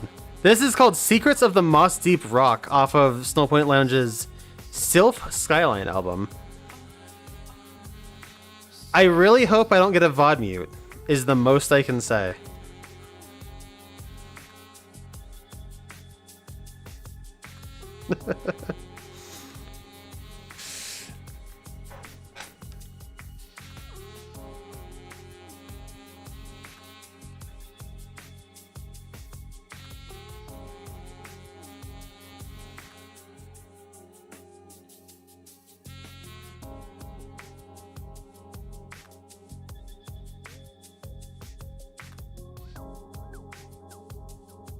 I sincerely hope that Legend ZA has Wonder Trading and that some people bring up some of those panpors, because I would love to get one on a Switch game.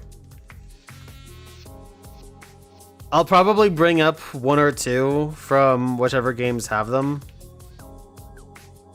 but those almost kind of have to stay on the 3DS games. Except for one.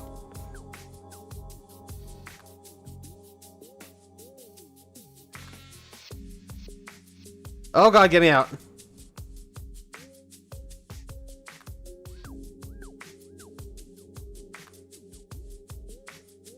I think it's an interesting little statistic. It also helps kind of put things into perspective too, like in the same vein as tracking encounters. Damn it, tracking encounters.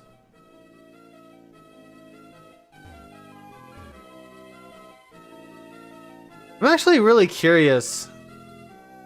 Is it this Blossom I've been using? Oh no, it's the Scyther. That's what it is. Speedy Scyther. Yeah, that's my third string.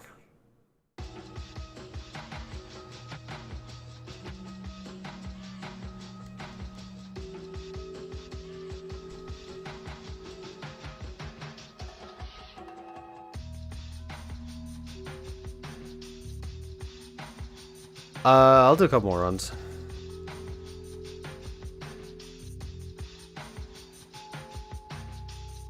Yeah, finding random game OCs is awesome, dude.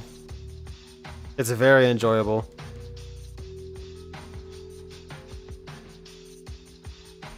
I'm very hopeful for it too. I don't expect it, but I'm hopeful for it.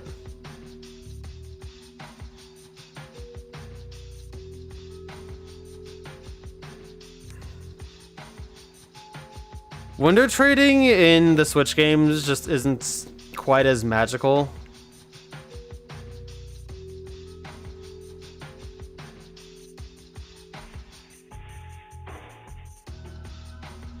But you know, maybe if ZA does have it in some manner, it'll recapture a little bit of that spark.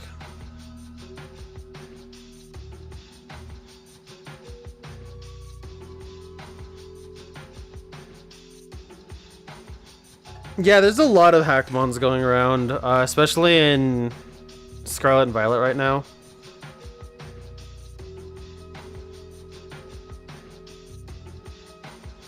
Not that they weren't happening in the Gen 6 games either, or Gen 6 or 7. But I feel like the majority of the time when I do end up doing a Wonder Trade, I get some sort of Pokémon.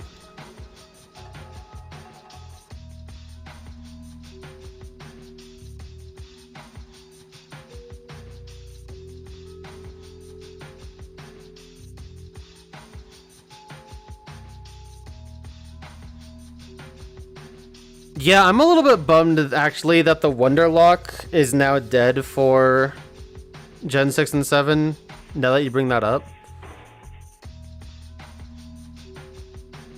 Because it's really cool and really unique.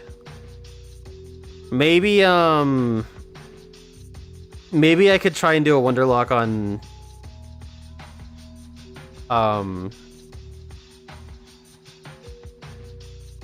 on the other profiles I have for my Switch, and we could do one for Gen 8 and 9. That could be neat. Because I've kind of always wanted to do one, but I never really committed. And doing it with the people that would be online in a Gen 6 or 7 scenario wouldn't be as... It wouldn't be as in the spirit, you know what I mean?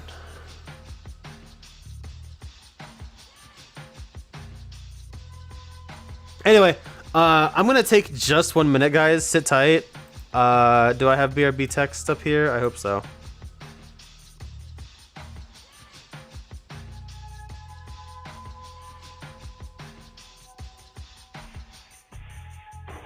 Oh, wait a second.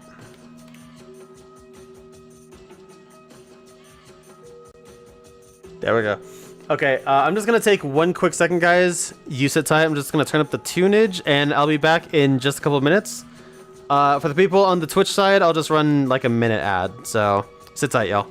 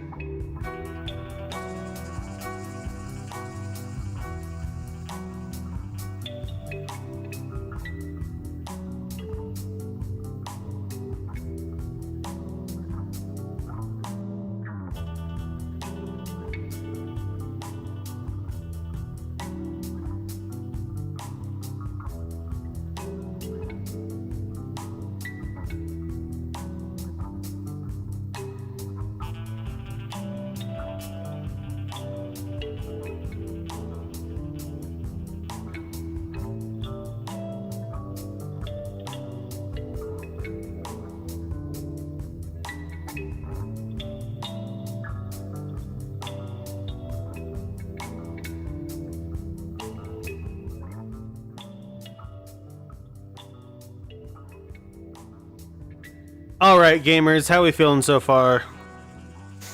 Everyone get a good break in? Make sure you got up, maybe stretched a little bit. It's important to do that, you know?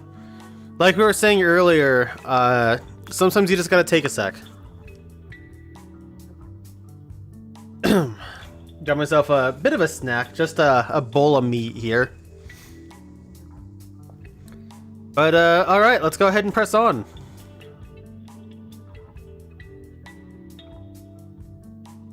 Probably go for a little bit longer, maybe like 40 minutes, maybe a little under an hour.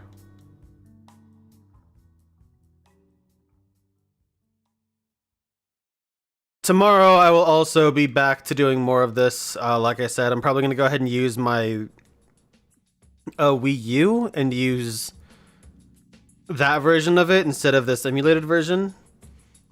The difference will be it will be on vanilla hardware, not modded, so it will not be Weekend Edition. It will, however, be the typical standard, stock edition, which will feature Kanto and Cinnamons. Which sounds like I'm saying cinnamon.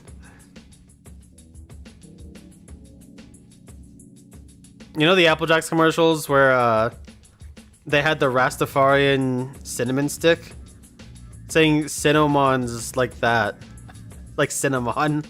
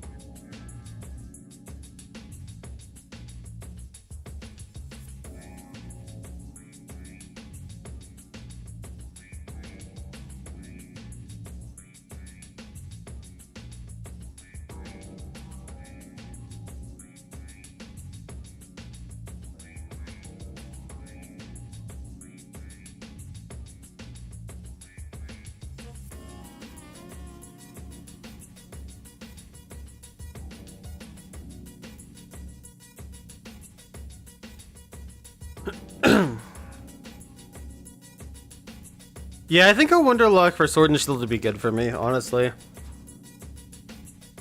I think that would be a really cool way to get some new light onto Sword and Shield. Because honestly, I don't have that much affinity for Gen 8. But a Wonderlock could make things... I just was here. That could make things rather interesting.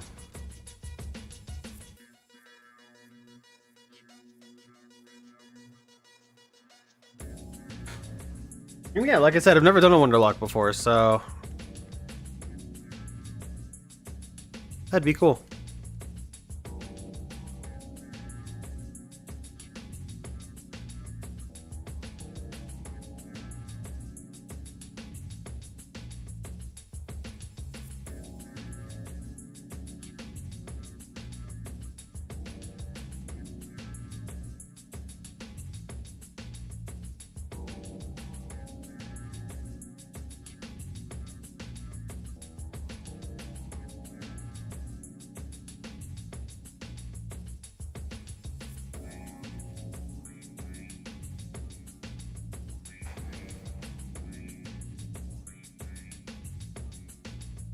I mean, I don't have any good opinions on Gen 8 necessarily, so much as more so the objectivity of the game.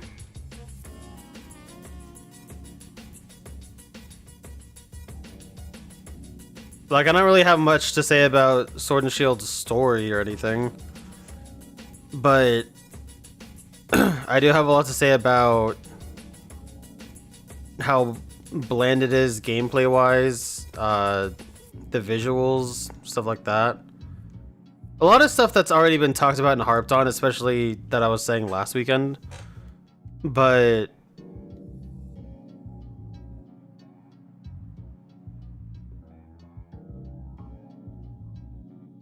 I still think that the Crown Tundra story is pretty cool.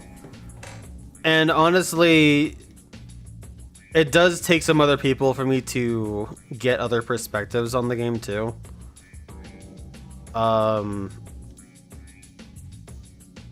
Interestingly enough, Matt, or Absol that rated earlier, he has a video detailing his time with Sword and its DLC, and it offered a really cool perspective on some of the lore and stuff of the game.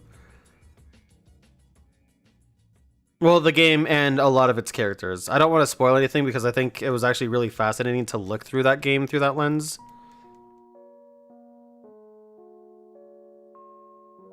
Because honestly, I haven't really treated a game, at least as far as Pokemon, by looking at the same environmental storytelling as I used to as a kid. And I think part of that has been just me growing up and me expecting a little more forward of games, especially in an RPG space. But going into a game and a video like that and kind of just having that sense of like, not whimsy necessarily, but like the desire to see, no, how should I word this? Like the desire to really just deep dive into it, you know? The context clues and environmental storytelling and all that stuff. I haven't really done that since I was a kid, and I definitely grew to appreciate it a lot more through watching videos like that, but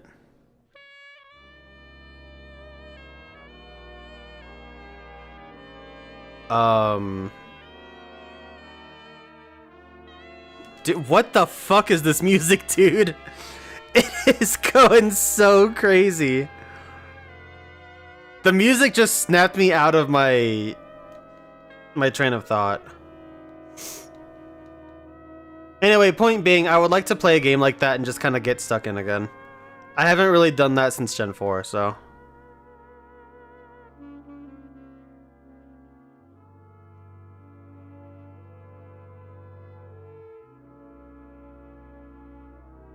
What the video is called? I don't know what it is, but if you just look up like Absolblog's Pokemon and just go through his videos, it should be a more recent one, like within the past probably less than a year, I think.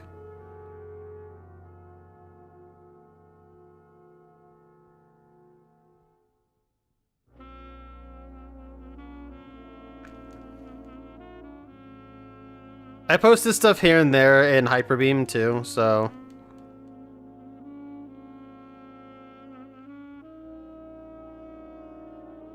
Maybe I can find that we can Hyperbeam it at some point.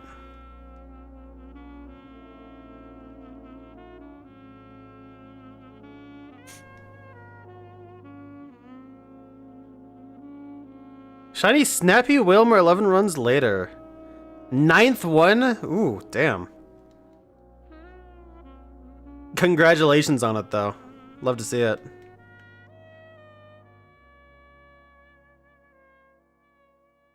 I enjoy me a shiny whale, too.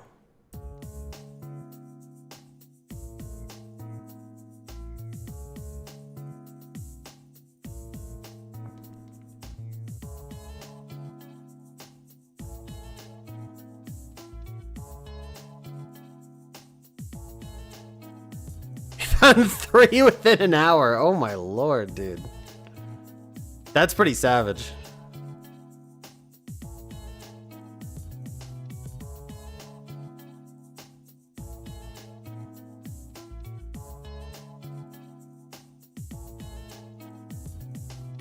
Well, I mean, the environment, sure, but by the environmental storytelling, I mean, like, what they're saying in the game without explicitly saying it, you know? For example, in that video, there's discussion of Calyrex and how it might have fended off the darkest day and how the Crown Tundra is the way it is. And it's through looking through the subtext of the game and all the ways that it gives you that you kind of start to get the picture. And it's really cool when it's all spelled out for you and stuff like that. You went back to Terminal? No! Oh, I'm so sorry.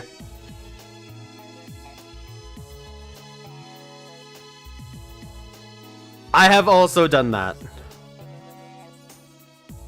I did that with a shiny Rattata. I think this was like 6 years ago, jeez. Yeah, I did that with a shiny Rattata. It was like the last one... the last one I'd gotten on one Rumble weekend or something, and I quit out instead of did the fight. I totally feel it. I am so sorry. I think a lot of people that have done Rumble weekends have done that, honestly. But yeah, no, about the environmental storytelling and stuff, yeah, it's kind of Kingdom Heartsy in a way where you really do just need to look at the subtext and the clues. And it's all there, waiting to be discovered. But you have to be willing to deep dive for it.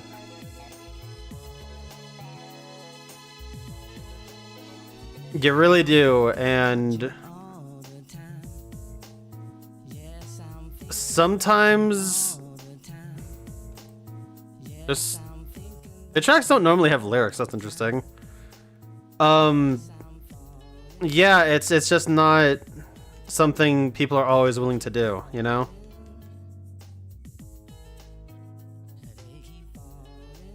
They were shiny hunting Giratina, and their game froze when they finally got it. That might have been the Supreme Arcanines. That's a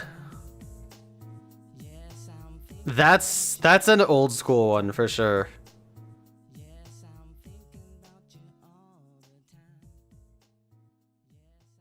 Yeah, that might have been good old Dallas, and it could have happened to someone else too. But that one is one that I know gets cited pretty frequently.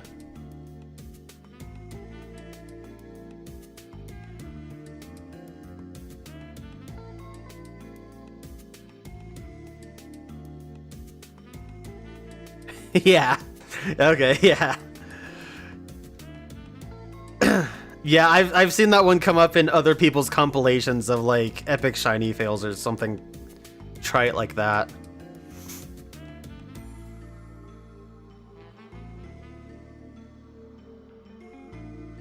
Damn, I just got sniped.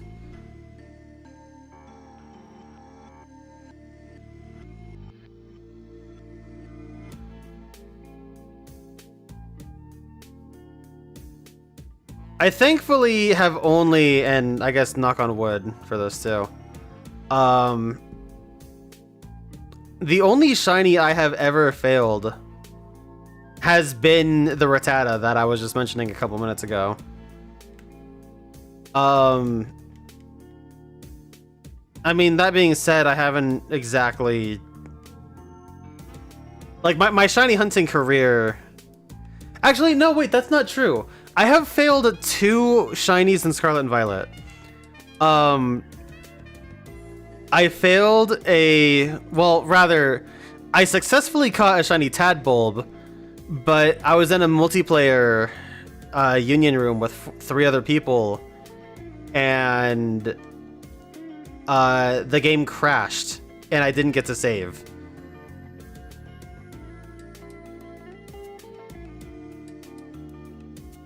And that one really sucked. And I guess I also missed a shiny Hoppip at some point too. A friend told me about when we were in a union room together. We were shiny hunting Vivian together, and I guess I missed Hoppip, and I didn't care about it because I already had like 5 of them at that point anyway. So I have filled a few different shinies.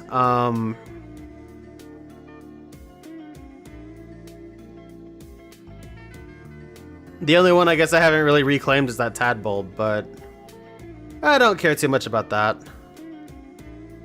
I kind of would like to get a shiny Bellybolt at some point because I really like how different it gets.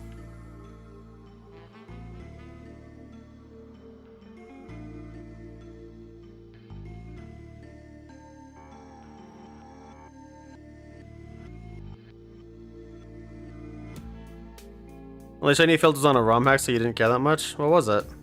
What ROM hack was it?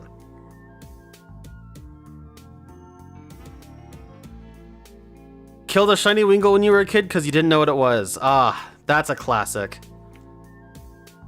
I feel like everybody has a story like that.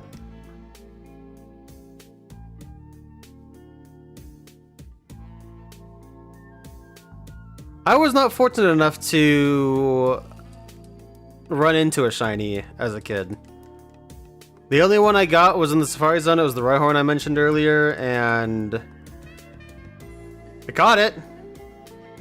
And then my game got stolen, but I caught it. Didn't get to use it. After I caught it, I wasn't sure if it would stay shiny after I evolved it, so I never actually did anything with it.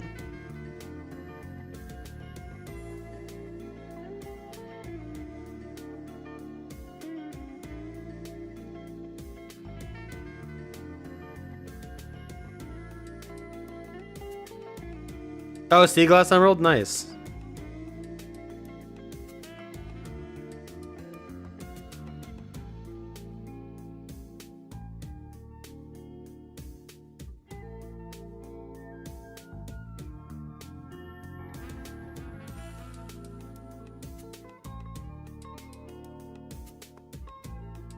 That's where I'd like to get into at some point. I'd also like to play, is it Alpha Rads? I think it's Alpha Rads, Super Mario ROM hack.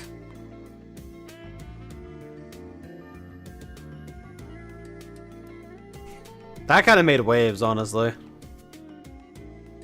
Seen a little bit of it, haven't seen a ton. Looks really cool, though.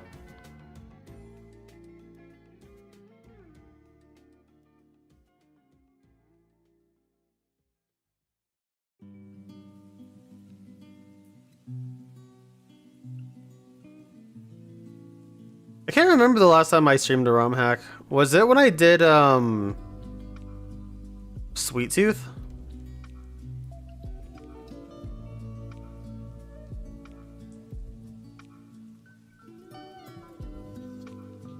It also wasn't finished. I think it got up to, what, the 5th or 6th gym badge?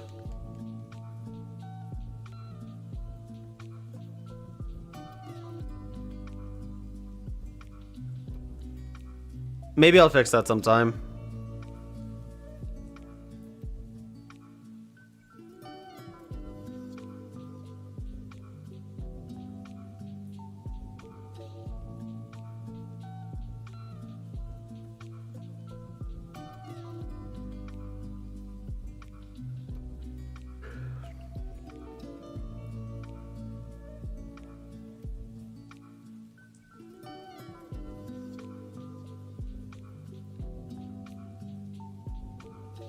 I'm actually getting tired a lot faster than I thought I would, I'm not gonna lie.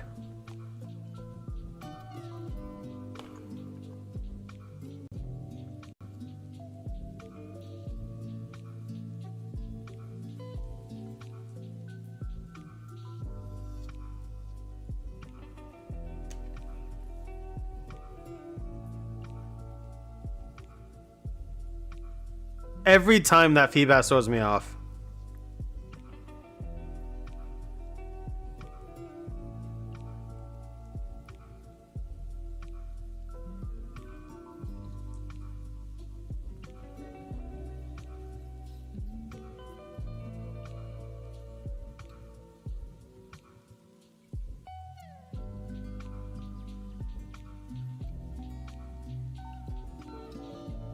I guess interestingly enough, this music is not helping my case either. I am big chillin' with this music, but like, damn. Now that I'm thinking about it, it is probably why I'm so tired. So, I guess it's not really early. It's past midnight for me, but...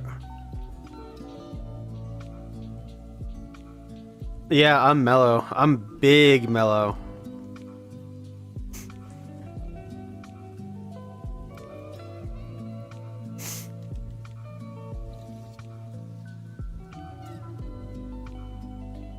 And tomorrow, I'll probably be going live later. Oh my god, I just got mollywopped. Holy shit. Tomorrow I'll probably be going live later in the day. I do really want to make those posts about the things that I got nostalgic on last week. And I still haven't. I spent most of the day, trying to pick up and clean around the apartment after not having the chance to for a while. And don't get me wrong, that was really good. Like, I feel really happy about the state of things. I built a couple small pieces of furniture and organized some shelving, and it feels good. But, man, does it eat in time to do all that. But I do really want to, post about some of the stuff I got from Nostalgicon and even talk about it a little bit more. Because I haven't really gotten to do that much, and I'm probably not going to start talking about it now because it is really late. But there's a lot of cool stuff, and I just haven't gotten to show it off yet.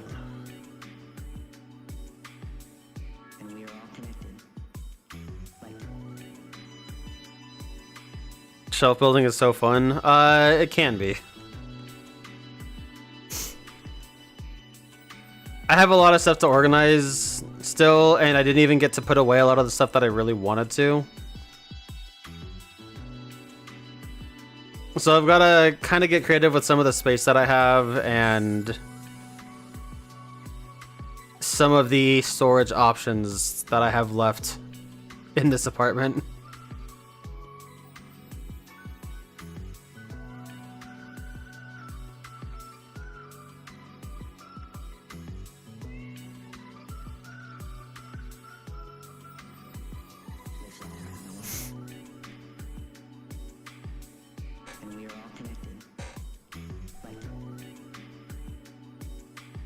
Nope.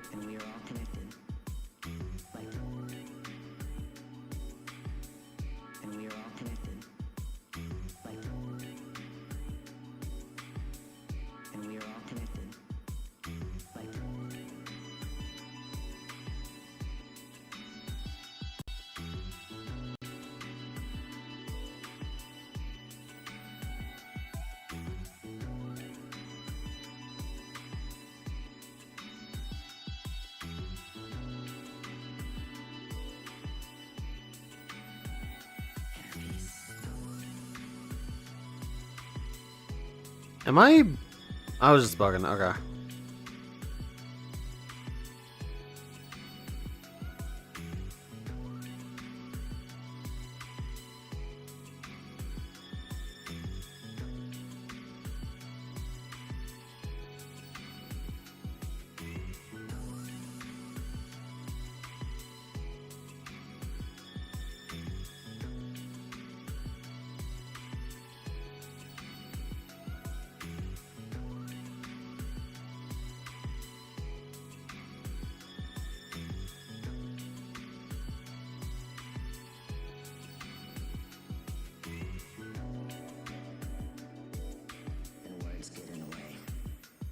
Okay, so I'm gonna do one more full lap, and then I will go ahead and do the victory lap, as I so like to do.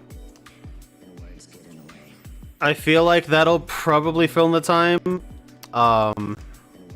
Why does my controller keep disconnecting?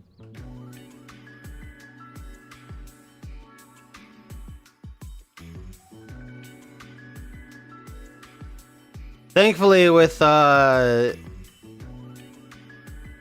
this Deoxys, the runs are normally about a minute, I think, for each stage. To put it into perspective, the Deoxys is so much faster than on vanilla what would be the fastest as a speedy Aerodactyl with Rock Polish or Agility. Every run with that Aerodactyl would be a minute 30 to 2 minutes, depending. So this is, you know, call it 30% faster. Even with Ninjask is faster than Aerodactyl too.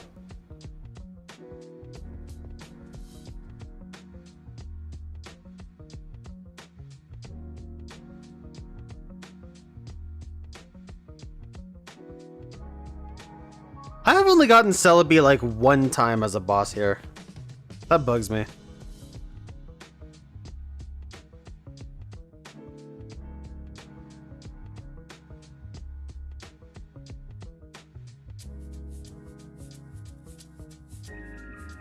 Alright, so since we're leading up to it, for those that not in the know, maybe you haven't seen one of my Rumble weekend streams, at the end of every stream, I do a victory lap if I get a shiny. I've gotten 2 shinies this stream, so I'll do a victory lap. Maybe another one if I'm feeling it. But basically, the victory lap is just going to be one more tour across all the stages after I say I'm done. And if I get a shiny during then I do one more victory lap. And, you know, it'll keep on going like that. But if I don't get a shiny, then, you know, ending in the Eternal Tower is where it ends. I've actually had a chain... I had a chain of victory laps go so long that I actually had to stop. I had work the next day or something, and I genuinely had to stop. Accidentally came in here again. Whoops. I genuinely had to kill it for my own sake. That's only happened one time. I don't remember how many shinies I got that Rumble weekend, but that was one of my higher count ones for sure.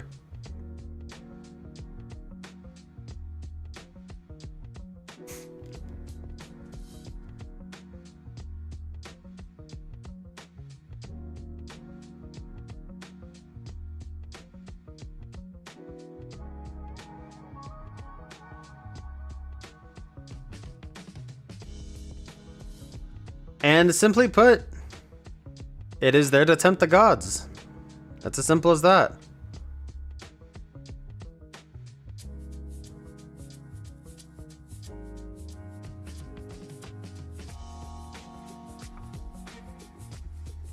Okay.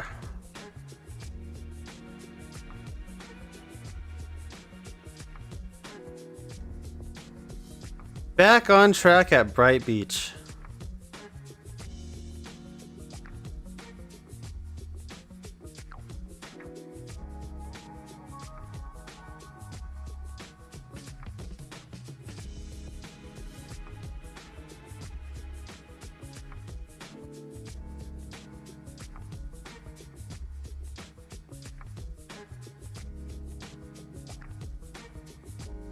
This map in particular always makes me want to play Explorers of Sky.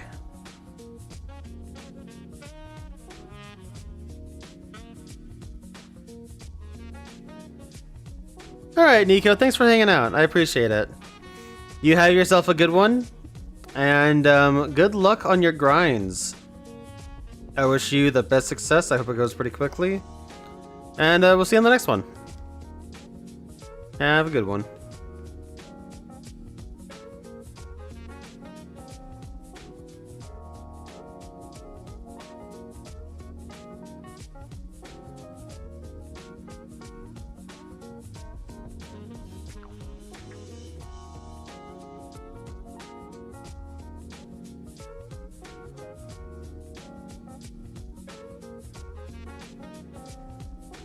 Very much so not looking forward to playing this map on standard hardware because the fog on this map is so bad. Oh lord, is it bad.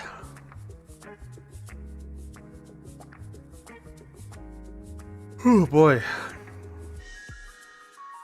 Yeah, it is definitely getting time for me to call it too, honestly.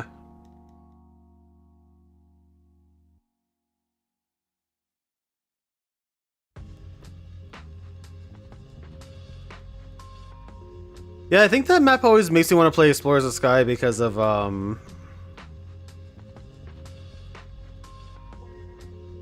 that one map. I don't think it's called Resort Gorgeous, right? Resort Gorgeous is that one place in the battle area in Diamond and Pearl.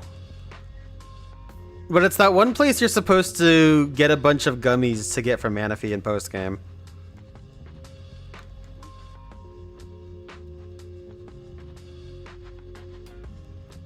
I just really like that, the tile set for that place is really beautiful. And honestly, it's just... I guess I'm a sucker for tropical themed, spots. Didn't really think that about myself. Damn! Oh no, Resort Gorgeous is Sevi Islands, you're right. Yeah. Off of, 5 Island.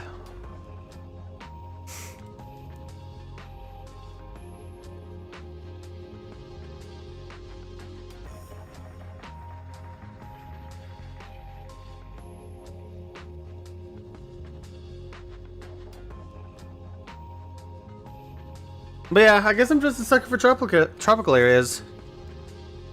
Didn't really know that about myself until I kind of thought about it one day.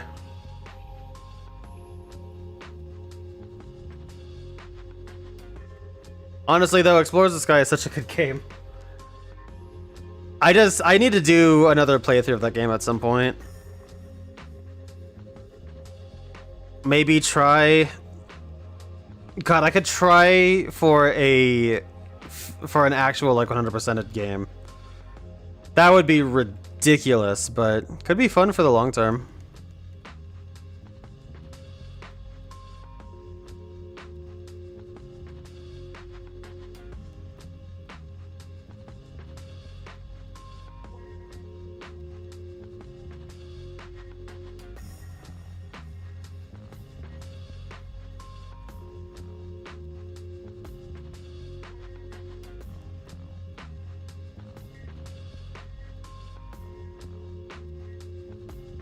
Were you here when I streamed Explorers of the Sky, Beneficial?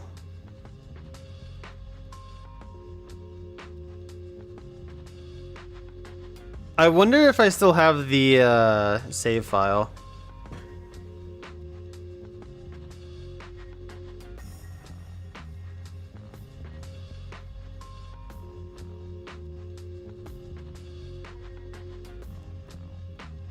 The hell happened there?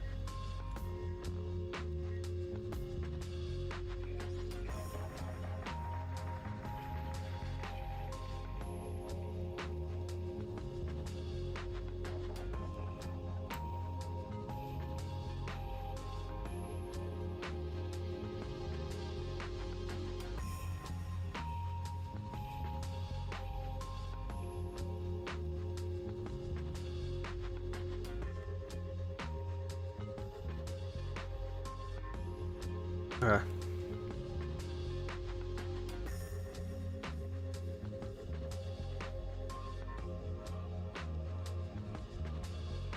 Hey ho, that's rare.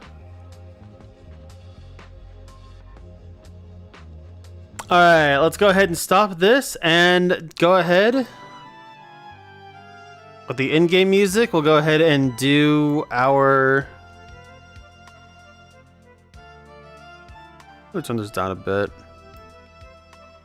We'll go ahead and do our victory lap and then call it there.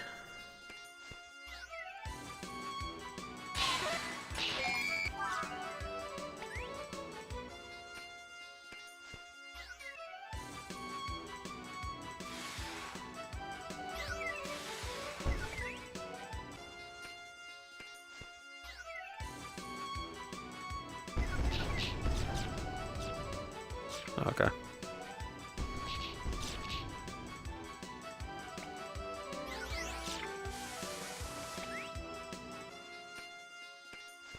Alright, so like I said, if we end up getting a shiny during this, we do one more full lap.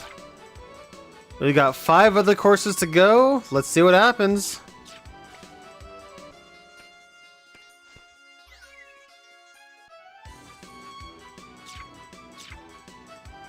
It was a long time ago when I streamed it, Bene. Matter of fact, after I'm done with this map, I'll see if I can find the file really quick.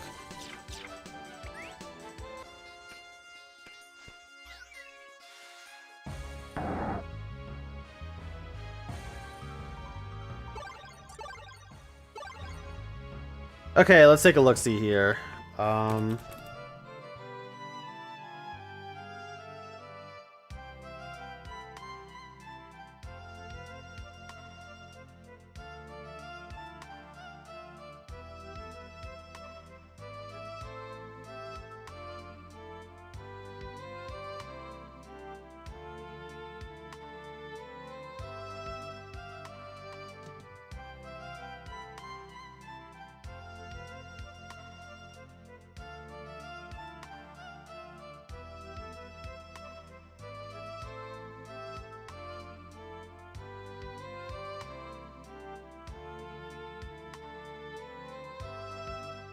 Yeah, this was in 2018, damn.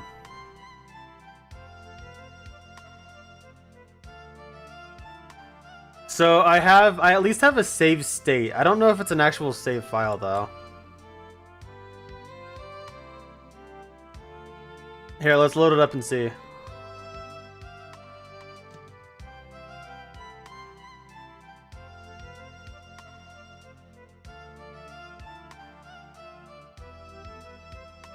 Oh, I can't. Okay, the pathing is different. That's right. Okay.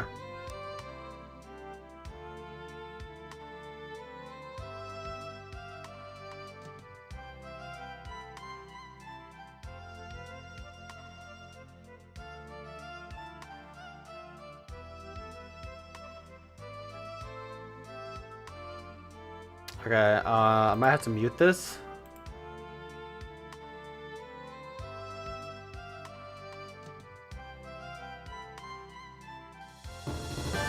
Oh god, it's loud. Okay. Let me see if this boots up the file though. I'm curious.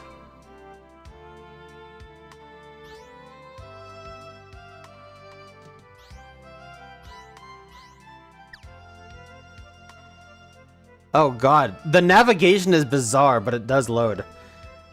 Yeah, it's here. Why the hell did I set A to square? Why am I an Empoleon?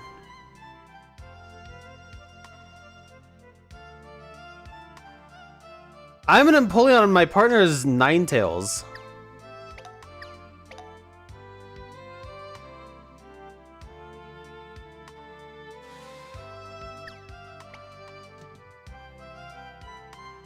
We are Guildmaster rank.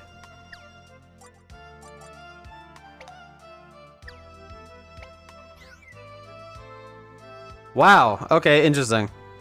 Anyway, that was fun. You guys couldn't see that, but that was cool.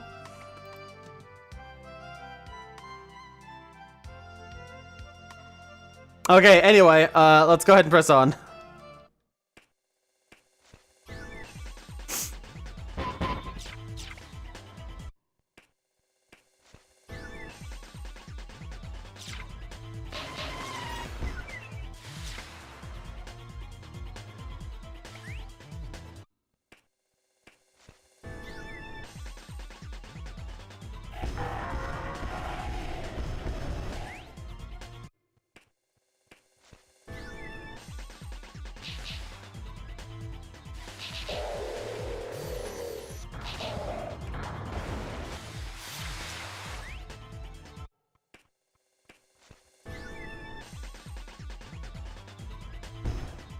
I think that map is Marine Resort.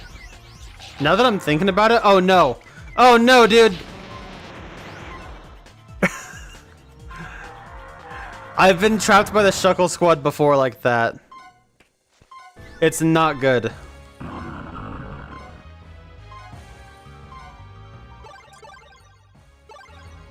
Okay, let me see. Is this called Marine Resort?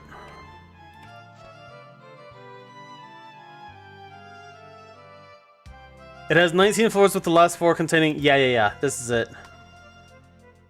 Yeah, the Marine Resort tile set is just really pretty.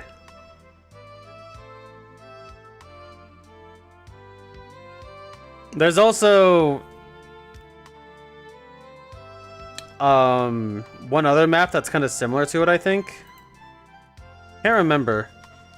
But anyway.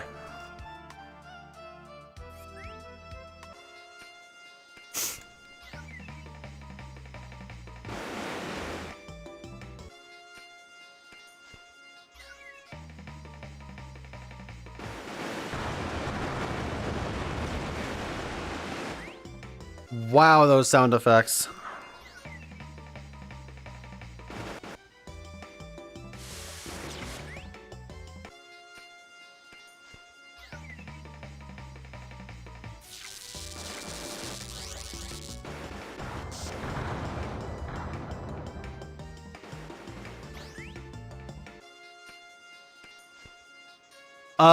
If you use, there should be a couple different ones. If you use like exclamation point follow age or how long, I'm pretty sure exclamation point how long is the actual one that I've got going in the chat. I do have a Nightbot command for it, but Nightbot's kind of been bad as of late.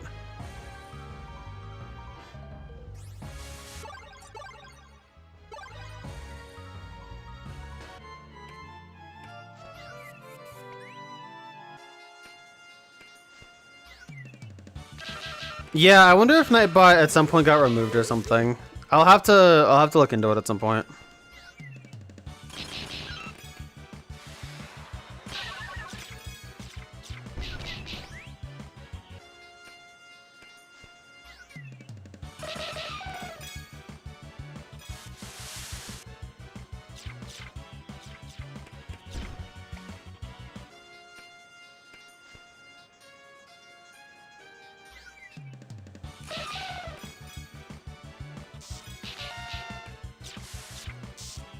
Oh yeah, I forgot they added that stat on the like profile card.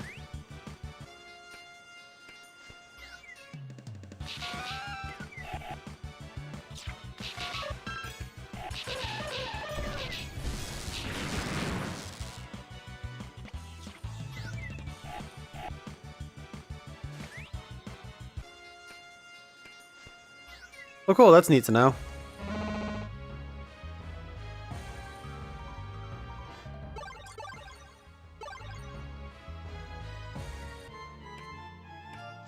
Alright, 2 more maps. Fiery Furnace? You didn't get to us earlier.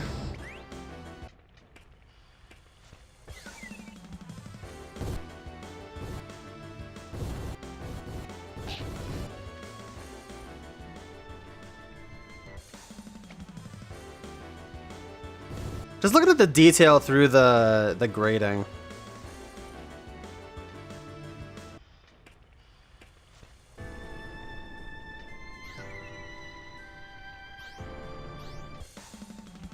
The stages in this game have some really cool detail, honestly.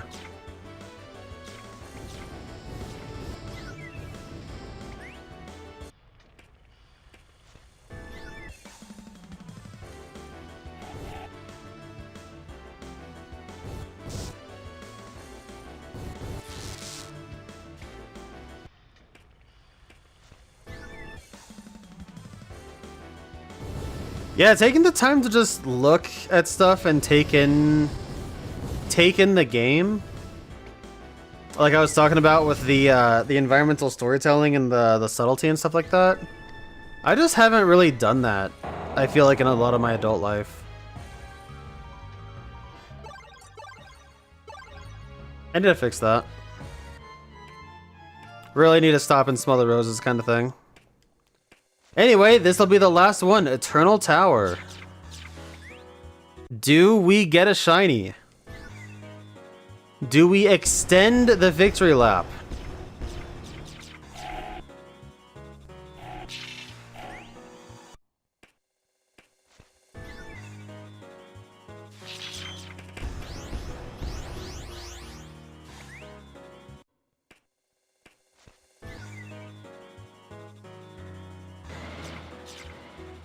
Two more floors to go. This one, well, 3, I guess, including the boss.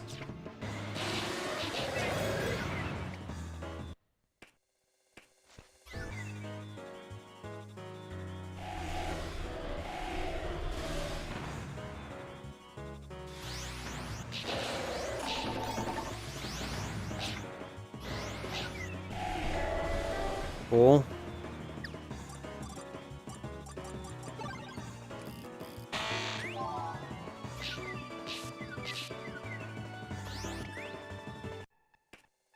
All right. We do get Ho-Oh again. That's cool. But no shiny. So that is going to be where we call it for the night. This is pretty much about where I wanted to end anyway. So that is pretty good by me. But we did get 2 shinies. And I feel pretty good about that. 2 shinies in overall 4 hours. But really, it was 2 shinies in an hour. Which still is insane. So I gotta say that's some good stuff. Also, it's weird that it captured Dolphin there. Anyway, that's gonna go ahead and do it for me. Thank you guys so much for watching, and also genuinely thank you to Absolblog's Pokemon, better known as Matt. I greatly appreciate that host or raid. And to everybody that kind of stuck around after that. Let me see if I can pass y'all on over to anyone else.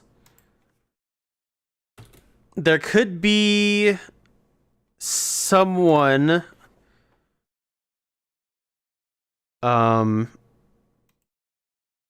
There could be one person that's live.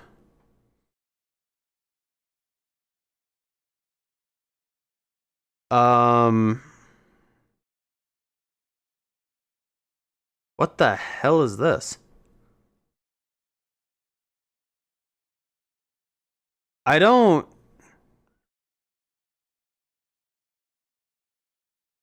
think anyone else is actually playing Pokemon Rumble.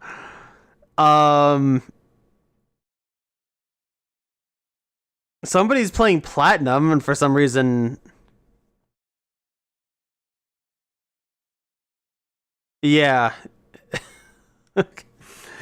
Okay, yeah. The only other person streaming under Pokemon Rumble does not look like they're actually streaming Pokemon Rumble, so that is gonna be where I call it then. Unfortunately, I don't really have anybody to pass you guys to, unless there's somebody in the following. Do I have anybody that I want to, or that I'm following that I want to host? Let's take a look.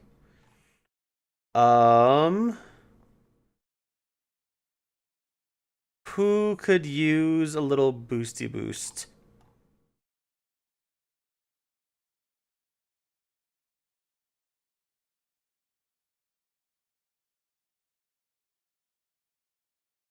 It's looking like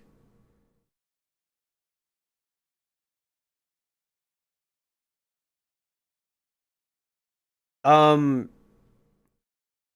replacement for the steamed hams AI, what the hell are they doing?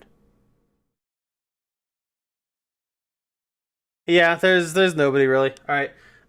Thank you guys so much for watching. I'll be back tomorrow with more of this. Gonna be on the Wii U probably, unless I just get stuck doing something else and don't have time to set it up. But yeah, thank you guys for watching. Enjoy the rest of your weekend. Take care of yourselves. Good luck to everybody in all their endeavors, but to the shiny hunters in particular, because, you know, it's a shiny hunting event. You guys take care, and see you on the next one.